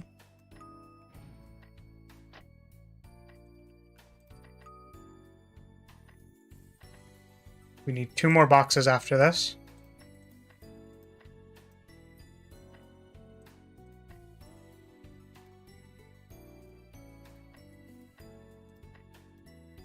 Also, the math lecture wasn't 4 hours, it was 51 minutes. Like, slightly less than a double piano lesson. I'm pretty sure this person doesn't have any pedals. Oh, they do. That's interesting.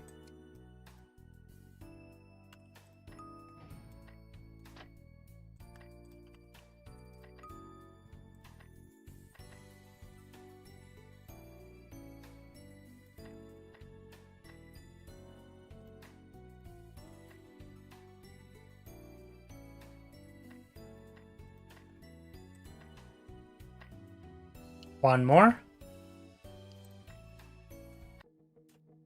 51 minutes after careful application of time magic. I mean, sort of.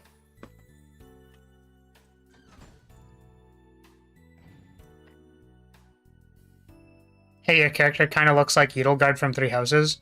Also, if we called you dumb, you would... Oh, you would subject it. That's fair. That's fair. Also, yes. Definitely... So it's funny, right? Can go back to that in a second. That is our final thing of that. Yeah, so this character used to have this as the hair.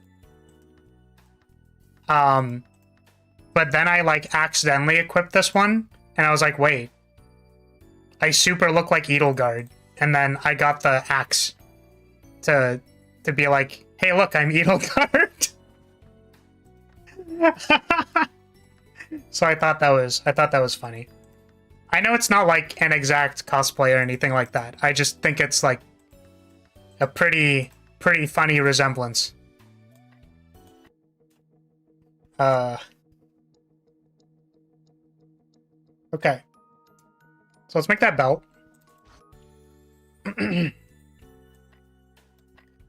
Craft belt, please. Thank you. Haha. Now I need to do a whole bunch of things. Okay. So now we need gold. We need 100, I think. How many aeolites do we need? 50, 100. I think we need 200. 200 aeolites. Need 200 of these. And I need rusty iron. Rusty iron. Rusty iron. I need 240 of these. And I think I need this because I can't inherit it over to the other piece of gear. What is it called?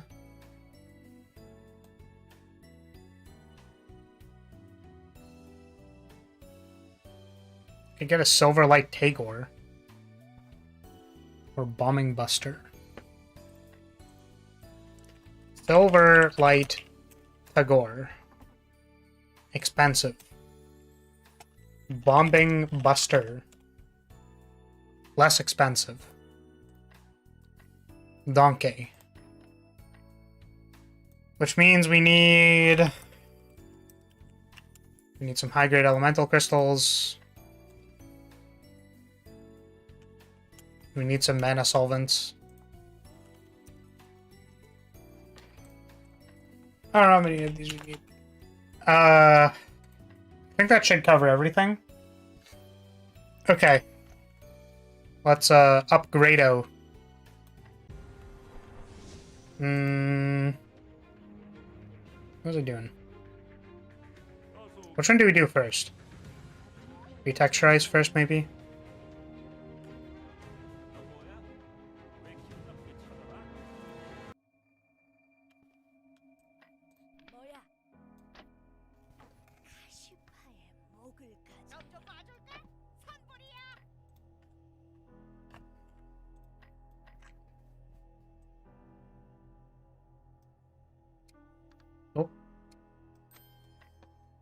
Yeah, so my mouse has been dying.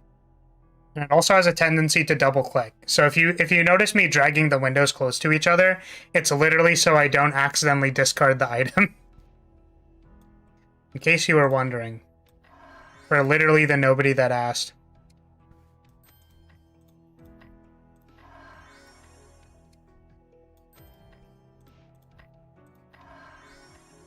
And all of those are plate armor. Let's unfuse and refuse the belt.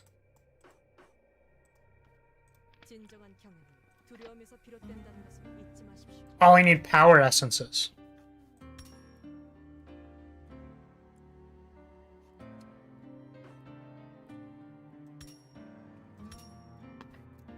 I have to repair it. Anyways, is there any game you're interested in getting? I haven't bought Elden Ring yet. I'm also super excited for Sunbreak when that comes out. It's gonna be pretty sweet.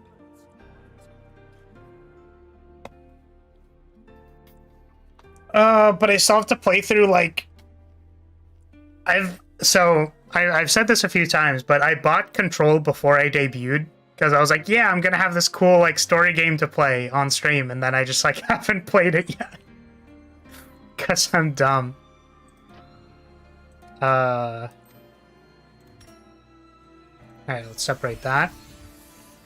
Let's go buy the power essences, because I don't want to use my epic souls.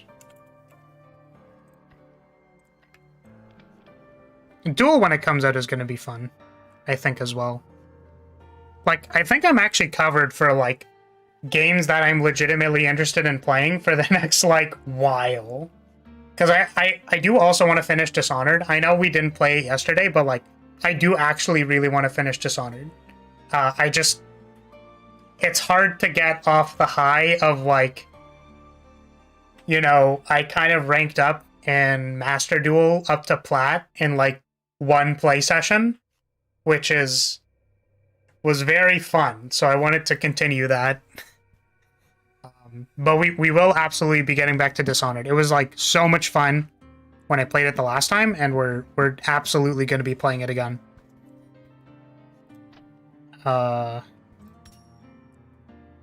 the power essences? They're in my box?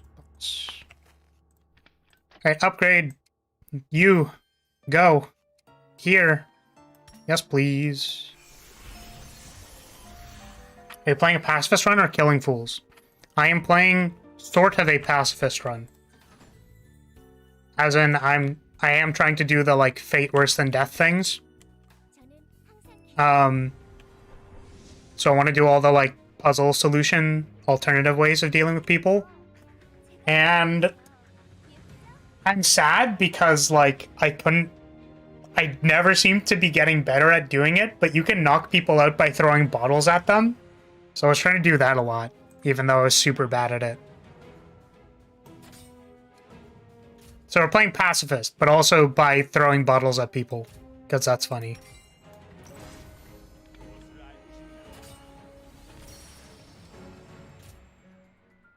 I can't do that one. This is going to go here.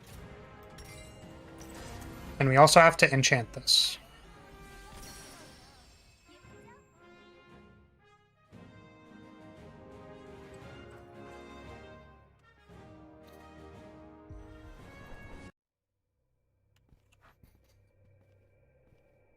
Yeah, I think in my own time I want to do like a killing people run. And I also kind of wanted to like do another run of Dishonored that's like super duper extra hardcore. Product upgrade.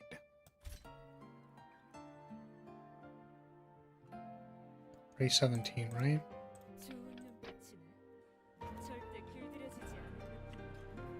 By 63. 42. Yeah, so these are what we're kind of like working towards. I don't need to rush it, but I think I'm going to do that eventually. Gotcha, you're better man than I. I always kill fools. than feel bad as the world goes to shit. That's fair. I mean, like, you know, whatever. It's fine, right? They're getting taught a lesson. Oh my god, this is inferior 3. Oh, and I used all the Kaleido boxes. No. I know that the stats on this basically don't matter, but that feels so bad. Alright. Shush. You're not watching me buy a Kaleido box. You're not watching me buy a Kaleido box. You're not watching me buy a Kaleido box. Wow, I just had 3 Kaleido boxes in my inventory. That's weird. It's so weird.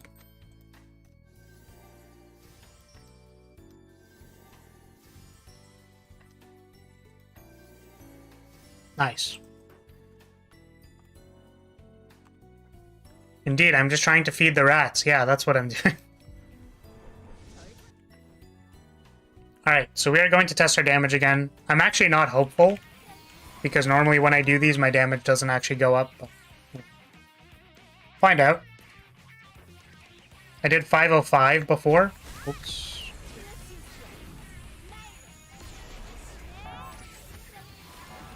Because the rotation is also pretty tight.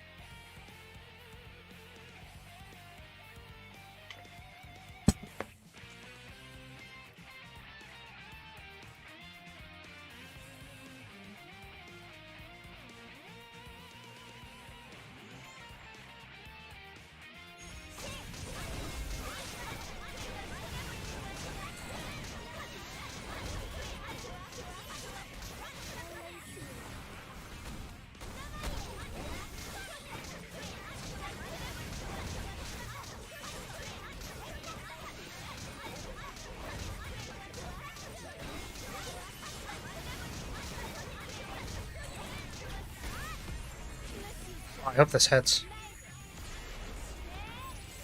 No, the 3-8 didn't hit.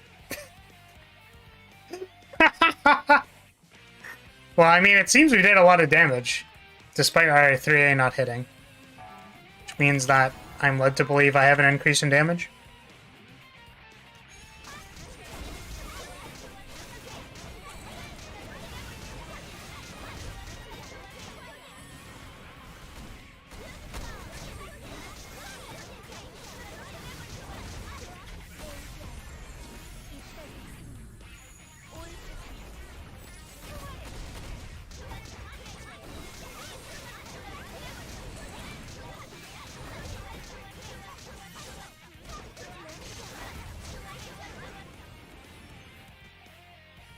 $583 is not terrible. I think I accidentally canceled my last Slunge evolution, so maybe if I had another cast of that or something. Yeah, that's an increase in damage. How much was the increase in damage? We're at 505 at the start. It's like a 4, yeah, so it was like almost exactly a 14% increase in damage. So that's pretty good. Yeah. I mean, it's kind of sad, because I have, like, a bunch of stuff, but the... I have a lot of good stuff, but unfortunately it's not quite enough to hit very big damage. Alright. Also, foolish Flarous. That won't work on me. I only obey the mighty Hypnotoad.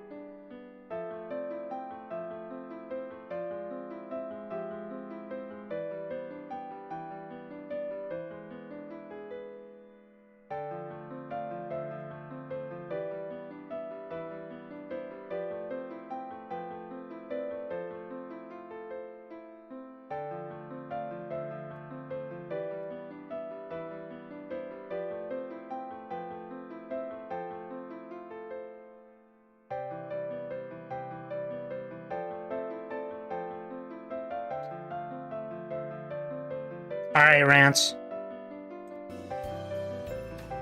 I didn't buy any Kaleido boxes. I didn't buy any Kaleido boxes.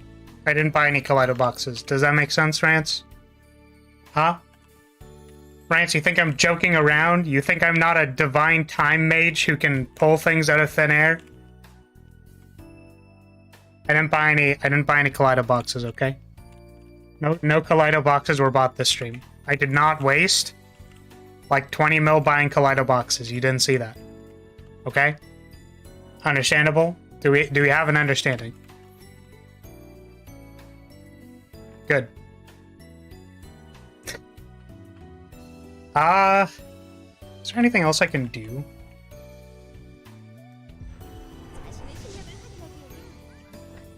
Yep, it totally does. What box are you talking about? I'm glad we have an understanding. I'll make sure to pull that one out when it's required. Okay, I did want to test one thing because I think my modifiers might be weird. I have a little bit too much bonus damage, which I could change to crit damage.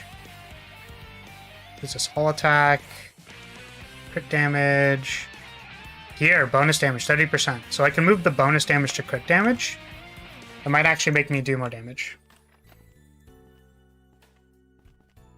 Kind of even out our modifiers here. So this should be a damage increase, but it might also just do nothing. So we're moving this to crit damage. It is a bit weird because let me check this. I check my details out of dungeon. Yeah, it's the same thing. So random selection can give you different modifiers, which sometimes makes checking your modifiers in dungeon weird, but we do still have a bonus damage disparity. We'll change it to crit damage. It should make us do more damage, I think. Now our modifiers are more even, with the exception of skill attack being very high. Oh, what's my strength then? Didn't check. PMI. I guess my strength end is also pretty low.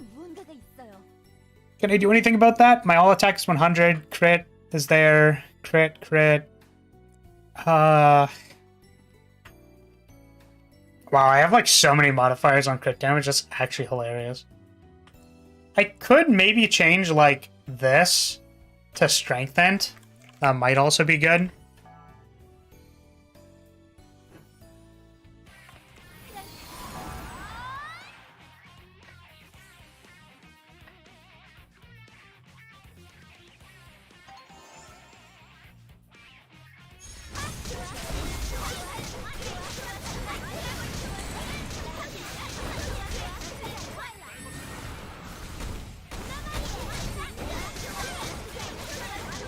Oh, I canceled that. No!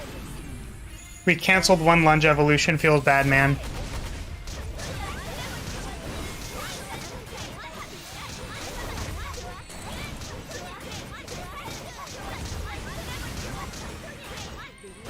Oh, and that was bad. So you messed up a few things. Yeah, but that does seem to be more damage. Hold on a second. Try doing that test again. We did also notably land a 4th chain strike. Which is kind of cheating.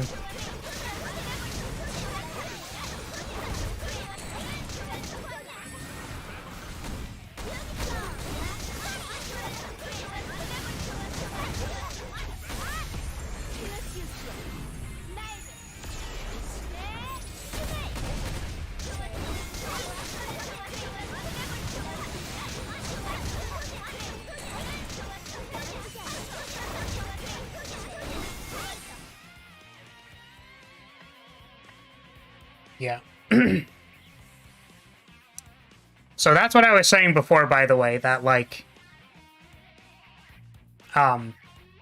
so my cooldown for my chain strike like very close to a break point. So you saw me hit a 4th chain strike like at the very end of my rotation, whereas like It's like measuring your DPS on a spike. It's like, of course it would look better, but 655? I wonder if we change the 1 crit damage to int, if that'll make it better. Doesn't matter, the game crit and crit damage will always be the way for DPS, unless you can stack, then stack to victory. I'm not trying to make you look like a fool, Rance. However, the damage formula in this game is very, very, very, very bizarre. And also kind of complicated. So the interesting thing about the damage formula in this game is that everything's kind of like certain modifiers are additive and then certain other modifiers are multiplicative.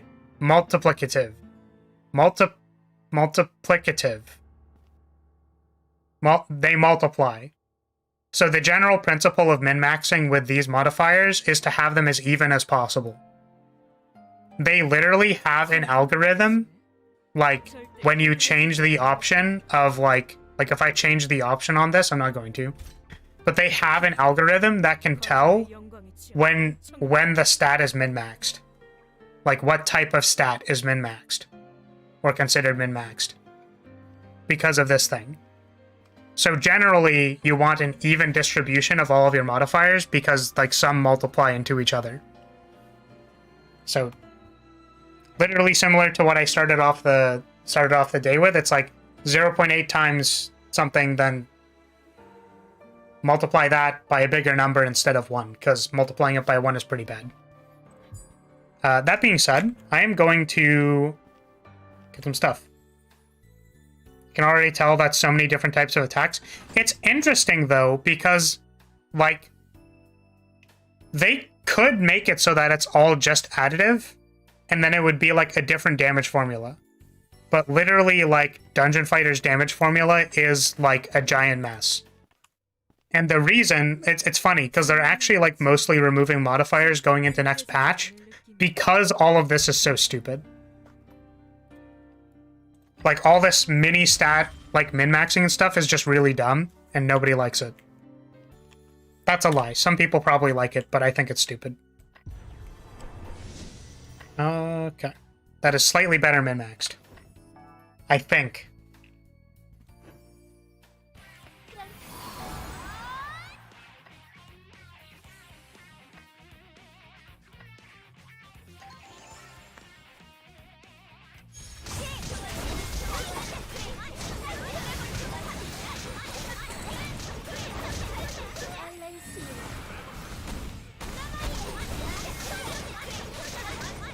Oh, I canceled the lunge evolution again. Oh no, my rotation!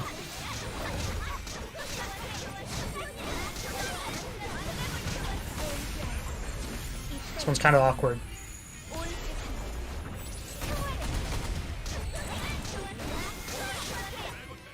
$627. Might have been because I missed some skills. Yeah, so we're missing 50. We're missing like 50 damage because I canceled the 1 lunge evolution, so this divided by 2 is 2 activations. And I missed 2 activations. So I guess we could also just multiply this by 2. But that means I'm at 670 or whatever. Or even higher because I made some chain rush mistakes. Right? So, you know, this number, I think, was higher than my previous number. Just the Elven Knight rotation is, like, really weird. And dumb. So nice. We basically got, like, 150 mil. Or, like, 170 mil, because we started at 505. It's pretty good. It's not bad. Let's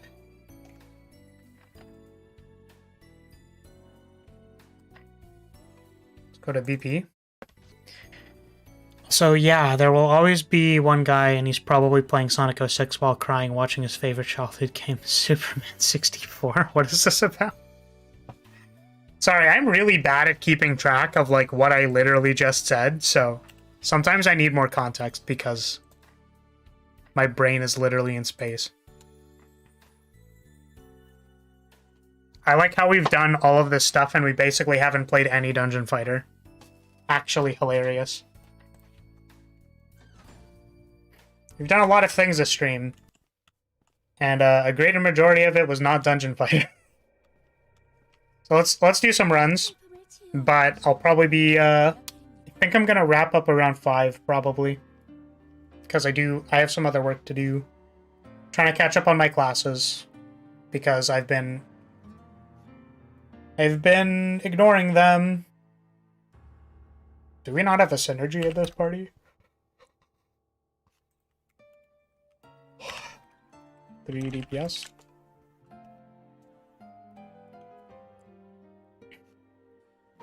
I'm gonna get them to confirm select this one for me.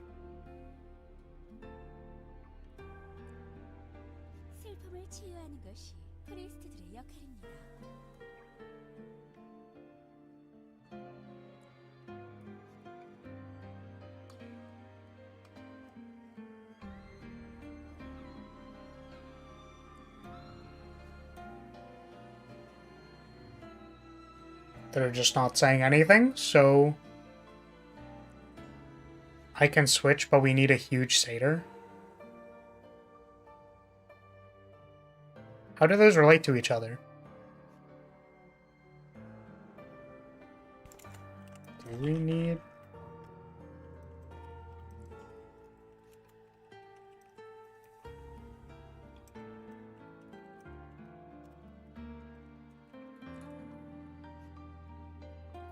You're fine. You made a joke about there being one guy that likes modifiers. Yes. Yeah. I made a joke about the guy who hates every Fallout game but 76.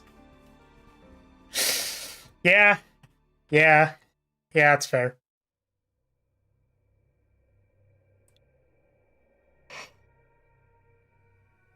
Oh.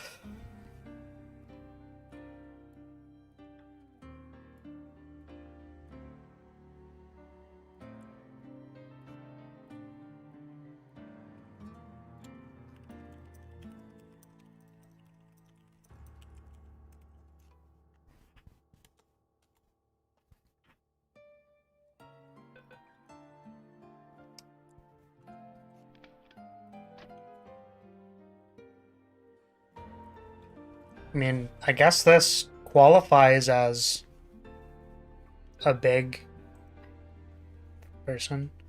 Oh, they swapped. Interesting.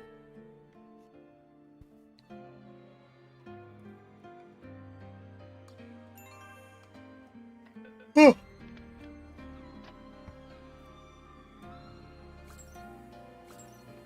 Here we go. Oh yeah, I haven't fixed the timer yet, by the way. Because I've been too lazy to. It's so much effort. I don't remember how to fix it. Yeah, so I figured out, I think, what the problem was with that, by the way, and it was also why the keyboard texture was broken, was because I changed the, So I had to do something in class that involved me sharing my screen. And honestly, I didn't want to leave a folder on my screen called V Project. Because people would ask me, why do I have a folder named V Project on my desktop? And I don't really want to tell them, you know, that I'm a VTuber. Because that's kind of cringe to some people. Dang, that one guy looks cool. Love his Final Fantasy-like armor. The guy? Crimats? Crimats? TS. Whatever the name. Yeah, that's a rare avatar set. Whew. It's a very specific one, too. It was given out on the Viking anniversary, I think. The Viking-themed anniversary event.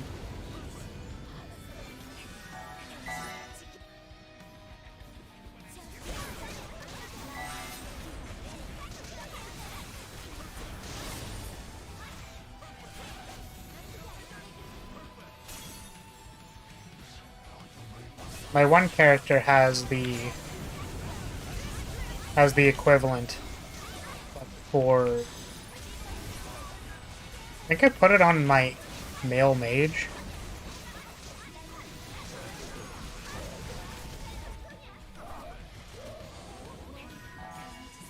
Yeah, Crim Guy. Also, just say you use it for only fans. Easier to explain and they'll understand. Yeah. Yeah, no, it's okay. The V project folder is for OnlyFans. I don't think people would want my OnlyFans. I'm gonna be honest with you.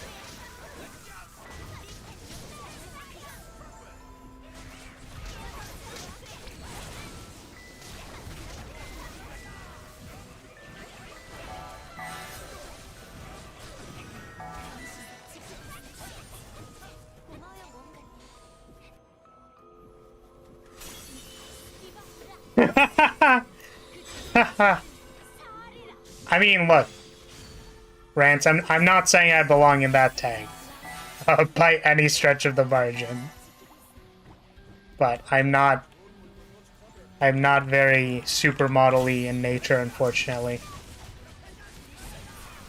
It's not given that.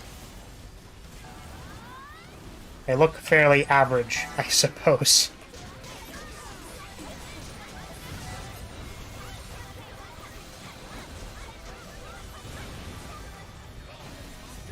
I mean, I look like this, totally, because I'm an anime girl. I swear. This is totally my, I got hit by a truck and I got reincarnated into this form. Right? That's the story, I think, right? The story thus far. Flarous got hit by a truck. I think the title of my cringy light novel was called, like, Wait, I'm Not Dead, reincarnated on the front lines as a flag bearer or something.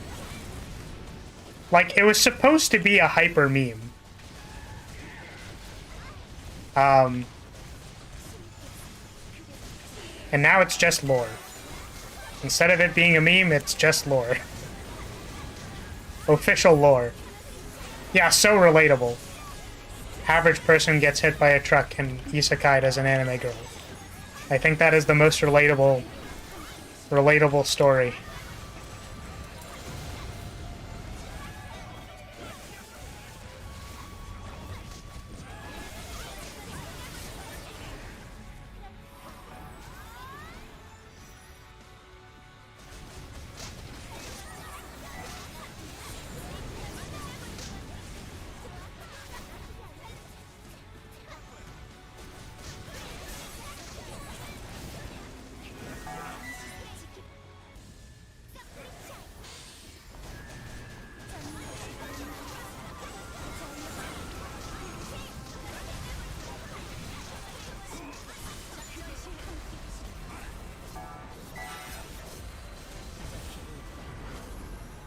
Arrows.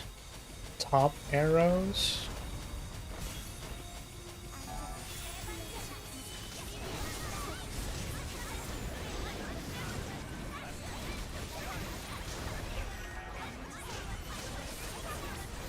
And get ready to go home? Alright. Take care, Rance. Thanks for hopping in. Oh.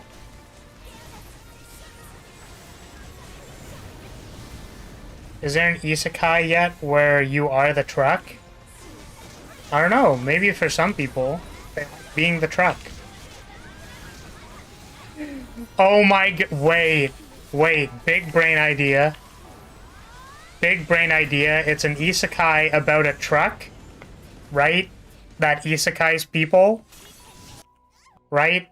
Maybe, okay, so the anime itself isn't an isekai, right? But actually the truck is like the Grim Reaper. So it's like a ghost truck, right? The truck from all the animes. It's like a ghost truck that goes around sending people to isekais. And then the isekai is actually just like the afterlife. And then the truck is the Grim Reaper. And maybe they're like, I don't know. When they're not in truck form, they're just like a cute anime girl or something. I don't know. I think that'd be funny. Big brain moment. My Reaper anime truck girl can't be this cute.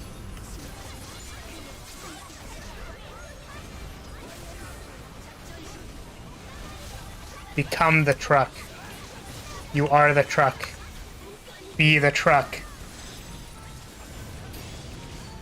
Man, it's literally like Spiritfarer, but like anime truck edition.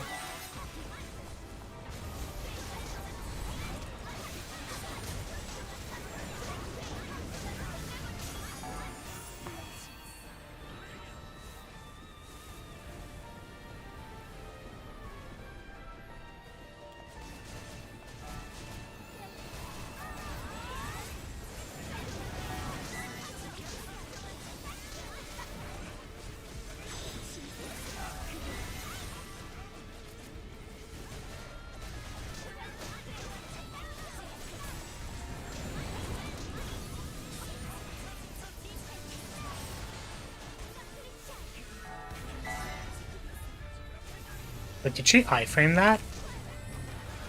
Or maybe she just ran out of the hitbox? Damn.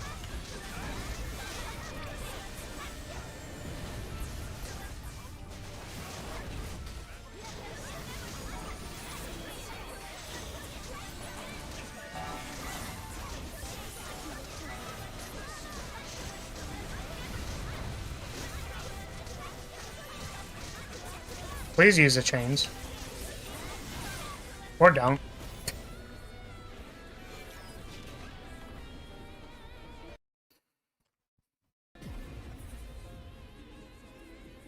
I became a Reaper, but my scythe carries cargo and has license plates. No, it should be like... should be like, what? I became a Reaper, but my scythe is the front bumper on a cargo truck. Oh man, terrible. Yeah, I'm a truck reaper, so what? Spider show. Oh man.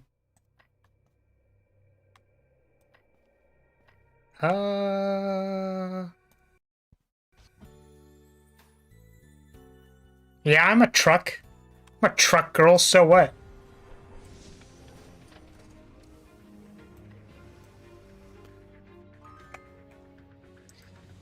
Okie dokie.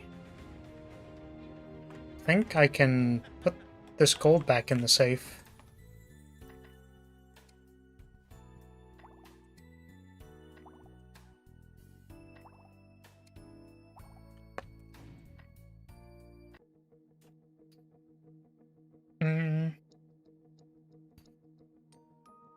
What characters need this? My Swiftmaster?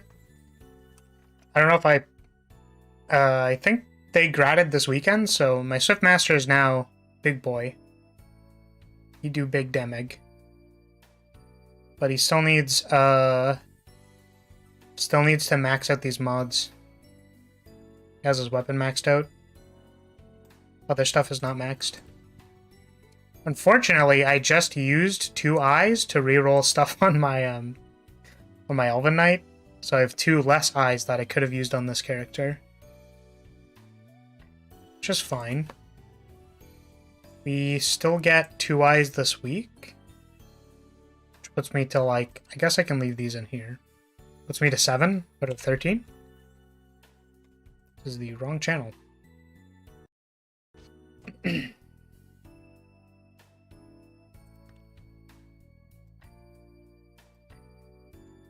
Put me in! Level 2! Oh, that person's Explorer Club is literally just sex. With 3 X's. It is hilarious. Literal comedy.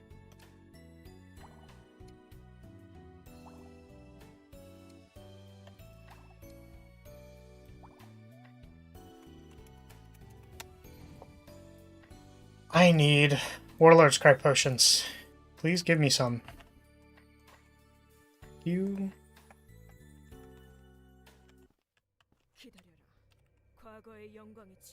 Alright, so these people don't want my synergy for some reason. I don't know why, but they don't want it. Here's what we're gonna do. Is we're going to open Master Duel. Oh. I know I have an estimated 24 minutes left based on what I said. However, you know, if people don't want to take me into their pubs, then they don't want to take me into their pubs. Yu-Gi-Oh! Master Duel. I suppose I don't actually want to full screen this, because that's a little bit odd. Oh, I turned all the sound off too. Hold on a second. Holding. We're holding. We're holding. What are the game settings? Oh, I also muted it in the mixer. Wait, really? That's hilarious.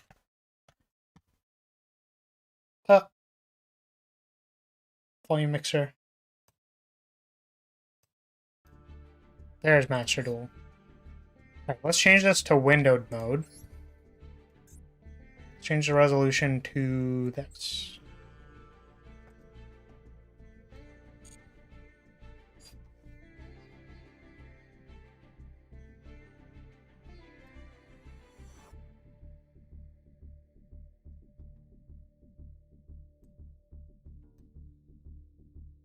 Alright, there's Master Duel. As you can see, it is very small. We're going to put it over here. And we're going to put the pub window over here with auto refresh enabled.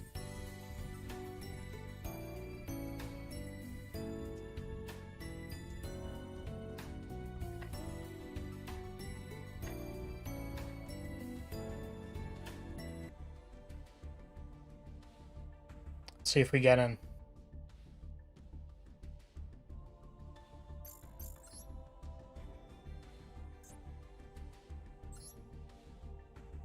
We're still playing our Dragon D's deck. Apparently this deck isn't very good, but I like playing it. Also, what? I graduated Reaper School only to become a truck driver? Damn, that's crazy. I want to take my person. I don't know why. I'm going second, yeah?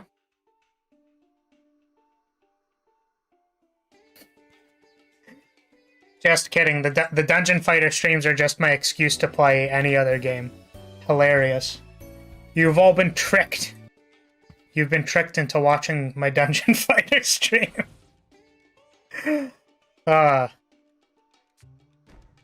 Set 1. Alright.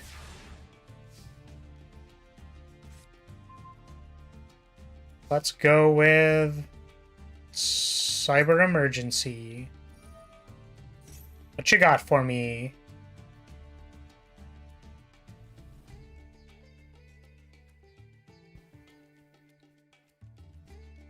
Two BP4s up in a cell? Hilarious. Nice Ash Blossom Dude. Man, if I had $1 for every time I get ashed leading on Cyber Emergency, I would have like maybe $7. Would you like to ash my core as well? What? Yeah, dude, imperm my core. Let's go! Let's go! That is actually hilarious.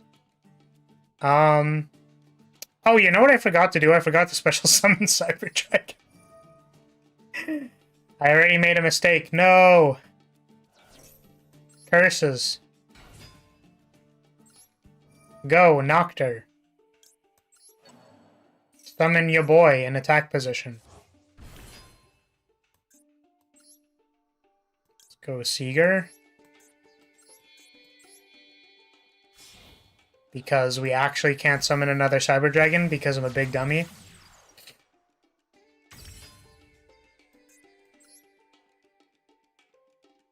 Yep.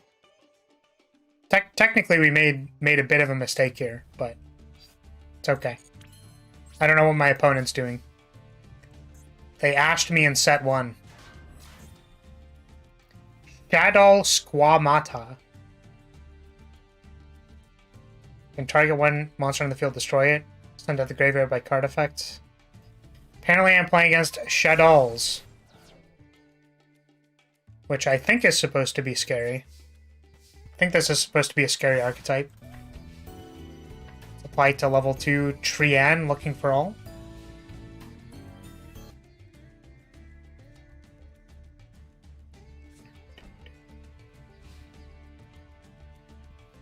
Do do do do do.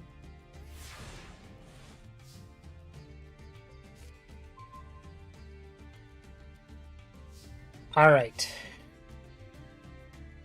Let's try Noctur again. Pitching hers.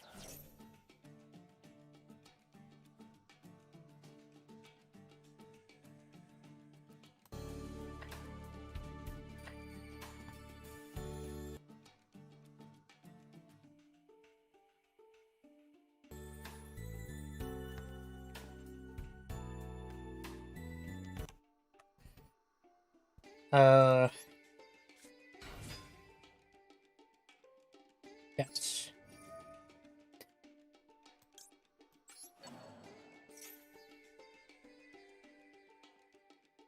Yes.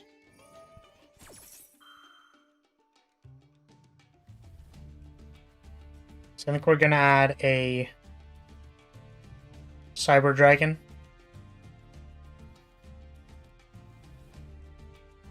To our hand. I think we're just gonna add like a normal one.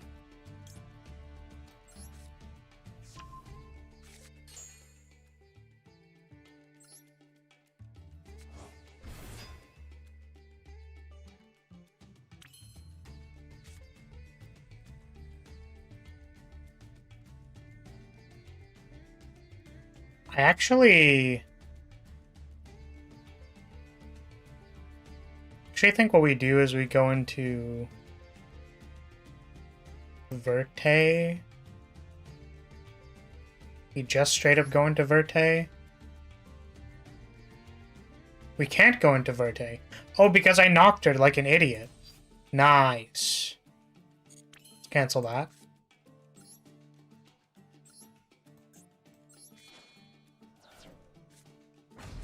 So we actually don't have lethal because I'm dumb.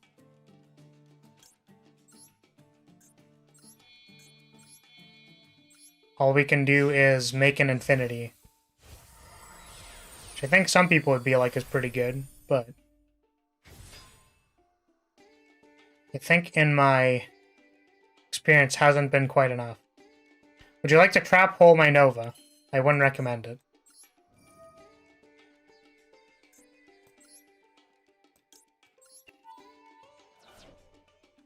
Does it say normal or special?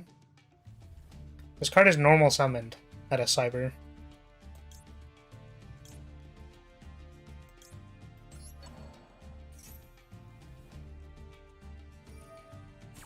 Oh!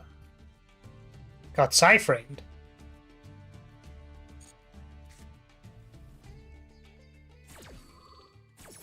Could I Ash that? Would Ash have actually worked there?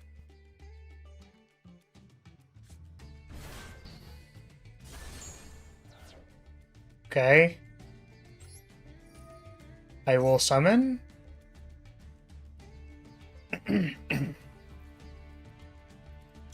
Here comes the rampage. I guess? Okay. I think you just killed yourself, my friend. Send 2. For DPS Satyr, let's apply to all of these. For Satyr. Let's send you and you. Oh, I made it into one. We gotta wrap up this game. What is this?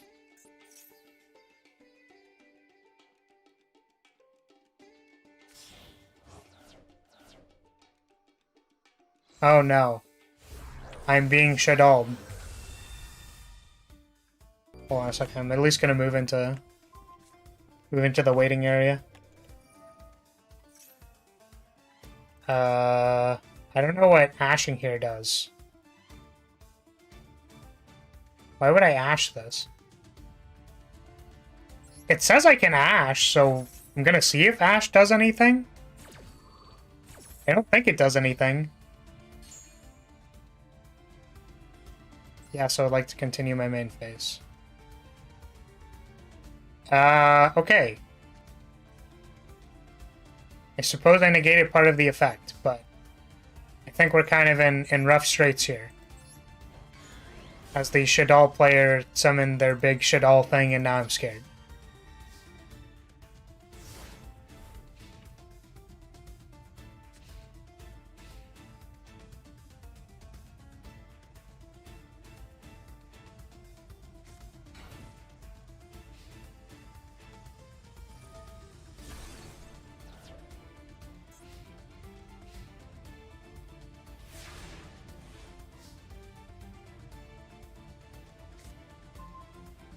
That is an Ash Blossom.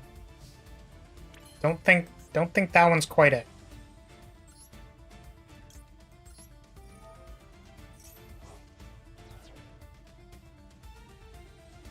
See if they have a negate.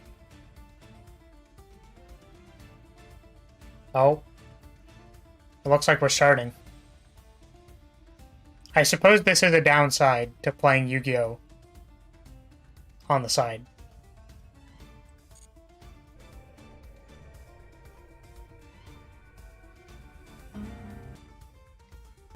Oh, the music's still there too. Oh my goodness. This is more complicated than I thought.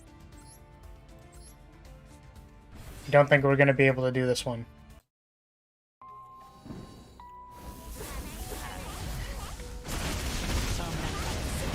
Oh my goodness. And also I'm lagging. That's hilarious. Oh.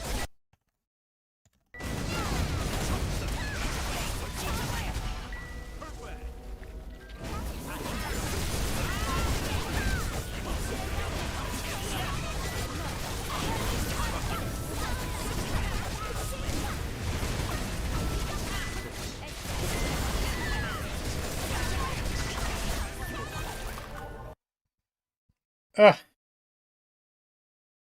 Yeah, I can't win this game. Oh, maybe I could actually. Wait, hold on a second. I'm like super hard bagging in DFO by doing this, but it's okay. Mega Fleet. Hup. Hup.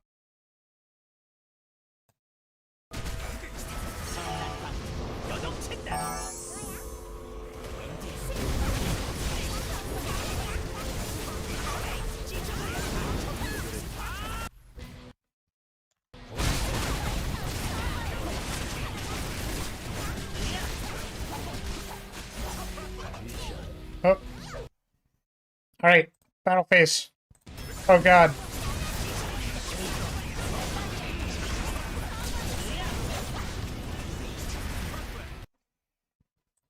Attack.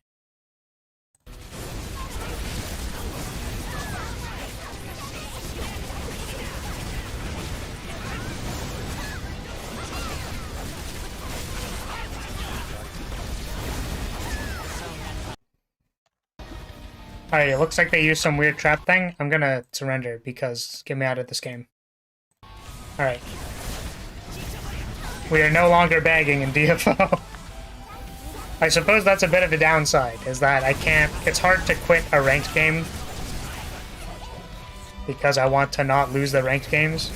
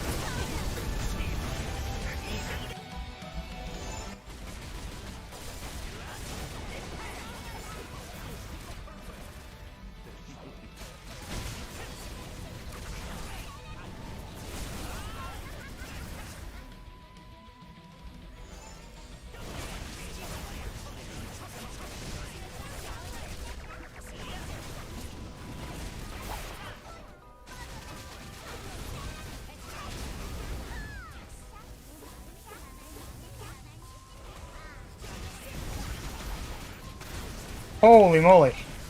I think my computer does not like running Master Duel and DFO at the same time. Because I'm catching a bit of lag.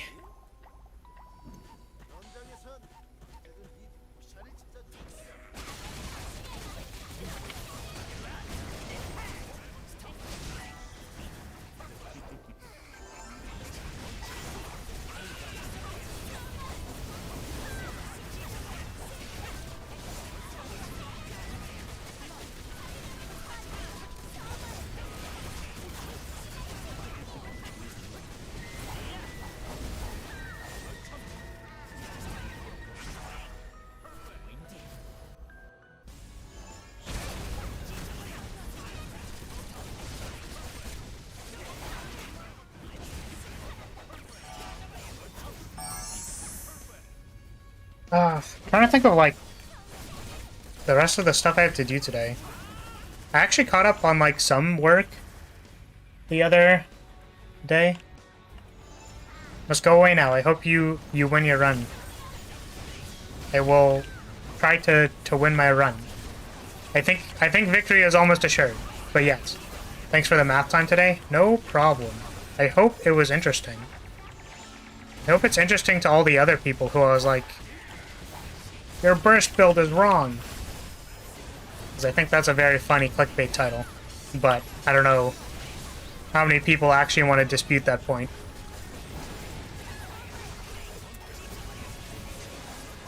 But basically yeah. It's like TLDR. Awakenings aren't actually that strong. Yeah, so take care, Flarous. Have a good one.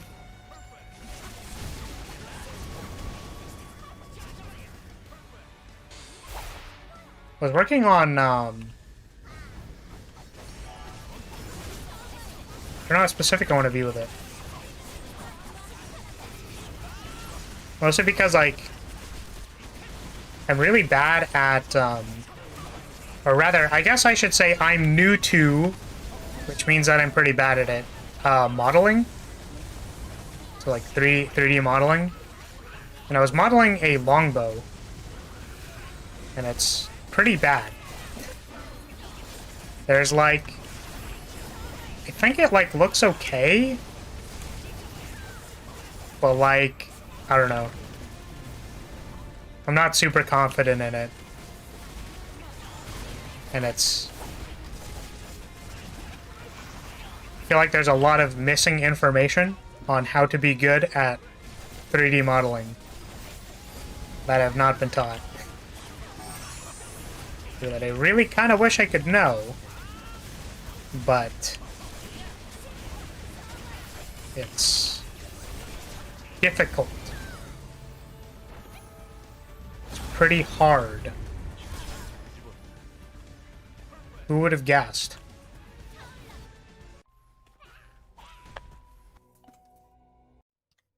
But I did that the other day, which was nice. So I'm kind of caught up on that. And then, oh, there was another article today, actually. I was reading more articles, which, first of all, the best thing ever, they had a text reader. And it's like, this is the best, because I don't want to have to actually read the text. I want to sort of read the text, but also listen to it, because that's a lot easier for me.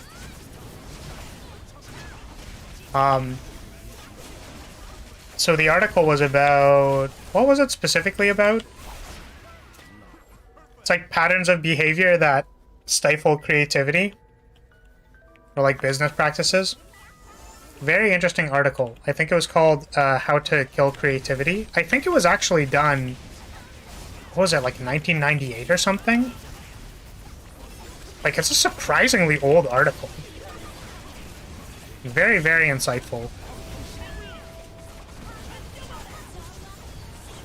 But, it's funny because, like, I try to read those articles and, like, apply them to myself because I think they're useful. And,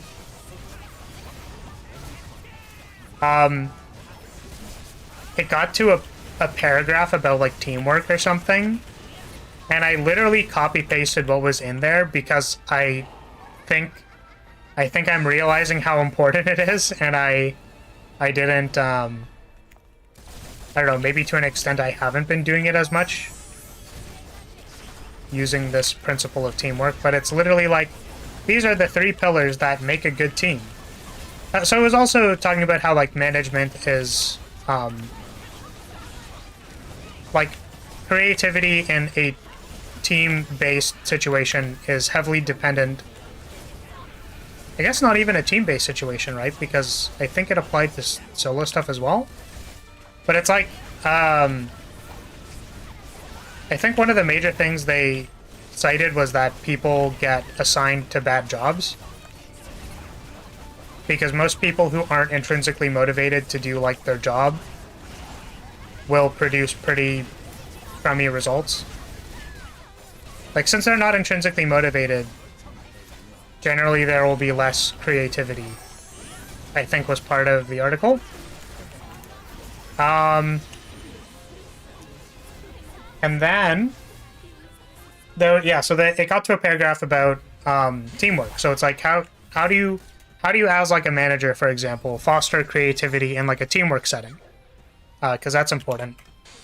And it was literally like, yeah, so the team needs to have people who are all excited for, like, the same goal. So if you're on a team, you want everybody to kind of be on board and be intrinsically motivated for whatever the goal is, because that means, like, if you're excited to be working on the thing and everyone else around you is excited to work on the thing, that, like, is good for your intrinsic motivation. I think the second one, I literally, like, copy-pasted this, so I can actually open it. Because I thought it was, like, so mind-blowingly important. Second, members must display a willingness to help their teammates through difficult periods and setbacks. And third, every member must recognize the unique knowledge and perspective that other members bring to the table. These factors enhance not only intrinsic motivation, but also expertise and creative thinking skills.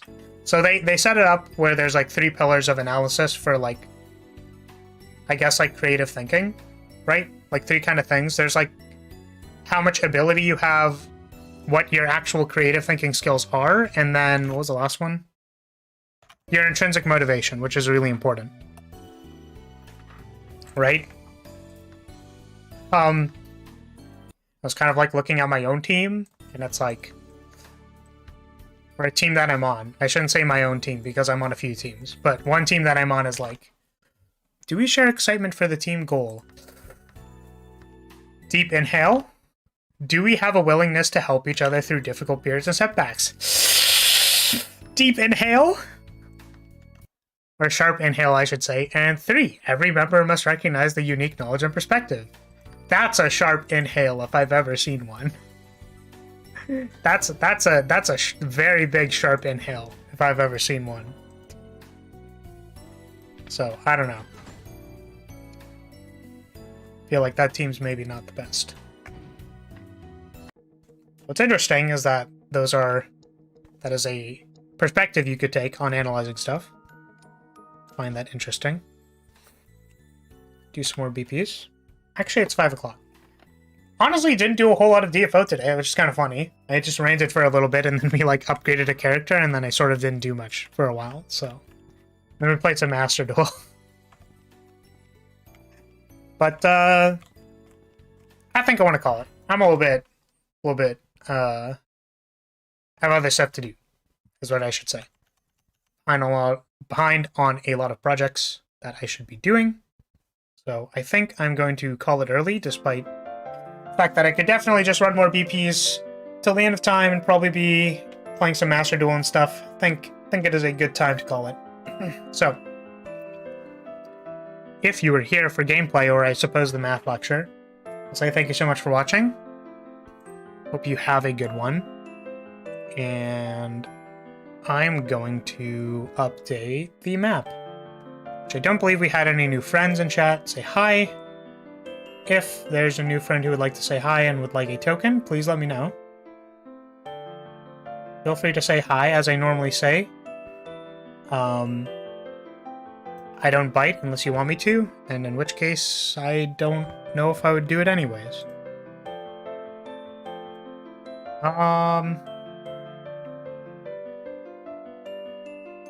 Where is my meeting room? This one.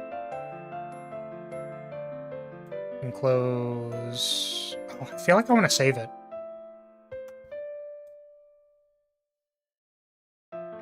Alrighty. Here's our tavern, our lovely little tavern.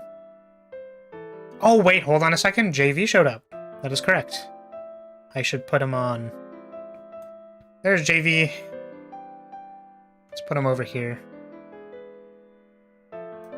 Oh, I have snapping for some reason enabled. No snap, please. Put Poi and Kraos over there, maybe. And that was the DFO stream. So this Friday, we're going to be playing more Monhun.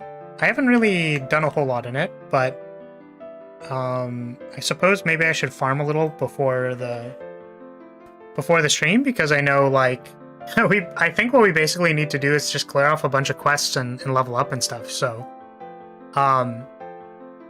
yeah, I'll try to be maybe prepared. I don't know. I have a lot of stuff to do, so I don't.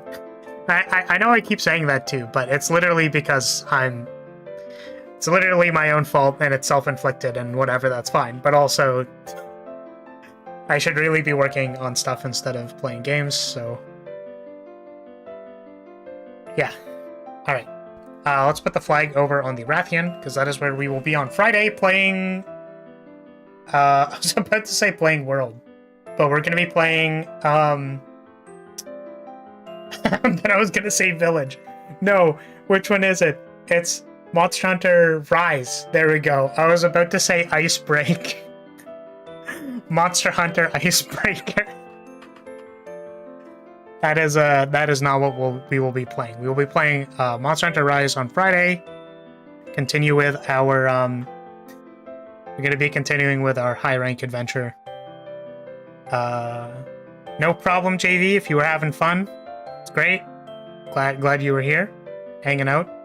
And I think that's what we'll end it on. So, anyone who stuck around, thank you so much for hanging out with me and listening to me ramble about dumb napkin math that will almost certainly make people angry. Hopefully not really. I just find it very interesting more than anything. Because, I don't know how to say this, but it's kind of like, I find people have a tendency to, like, gravitate towards things, right? So, like, they attach things to their identity or whatever, right? So, for example, something that I might say, if I felt, like, particularly proud about it, right? Is I would say, like, oh, I'm a VTuber, right? That's something I can say to people. And they go like, oh, I see, right? Understandable. Like, that makes them think things, right? So, what sometimes happens in DFO is like, oh, I'm a burst player. I have a burst build. Or people will be like, I have a sustain build. Right?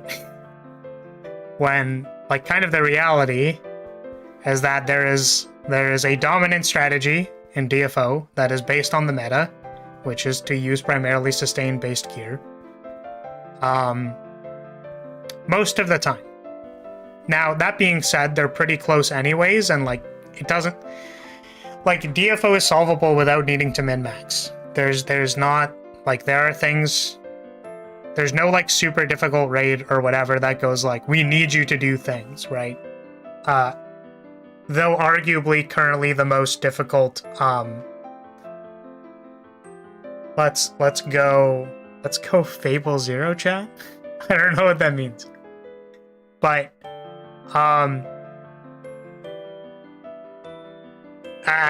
yeah, okay, I lost my train of thought a little bit. So yeah, it's not like there's a huge loss playing a burst build or anything like that, right? Like, people talk about damage, like, ups or losses or whatever and stuff, but, like, DFO is mostly playable with, like, just suboptimal stuff, and then if you want... oh, there I went to the Fabled Zero in chat. Yeah, no problems. I'm not looking at CCV, because, you know, it's bad for that mental, you know what I mean? We gotta be better than that. Okay. Finish my train of thought. There is a dominant strategy. The dominant strategy is to go sustain stuff, but honestly, most people can't pilot like full sustain because you'll be like burning cooldowns and stuff when you're not pressing buttons. And honestly, it probably doesn't matter that much.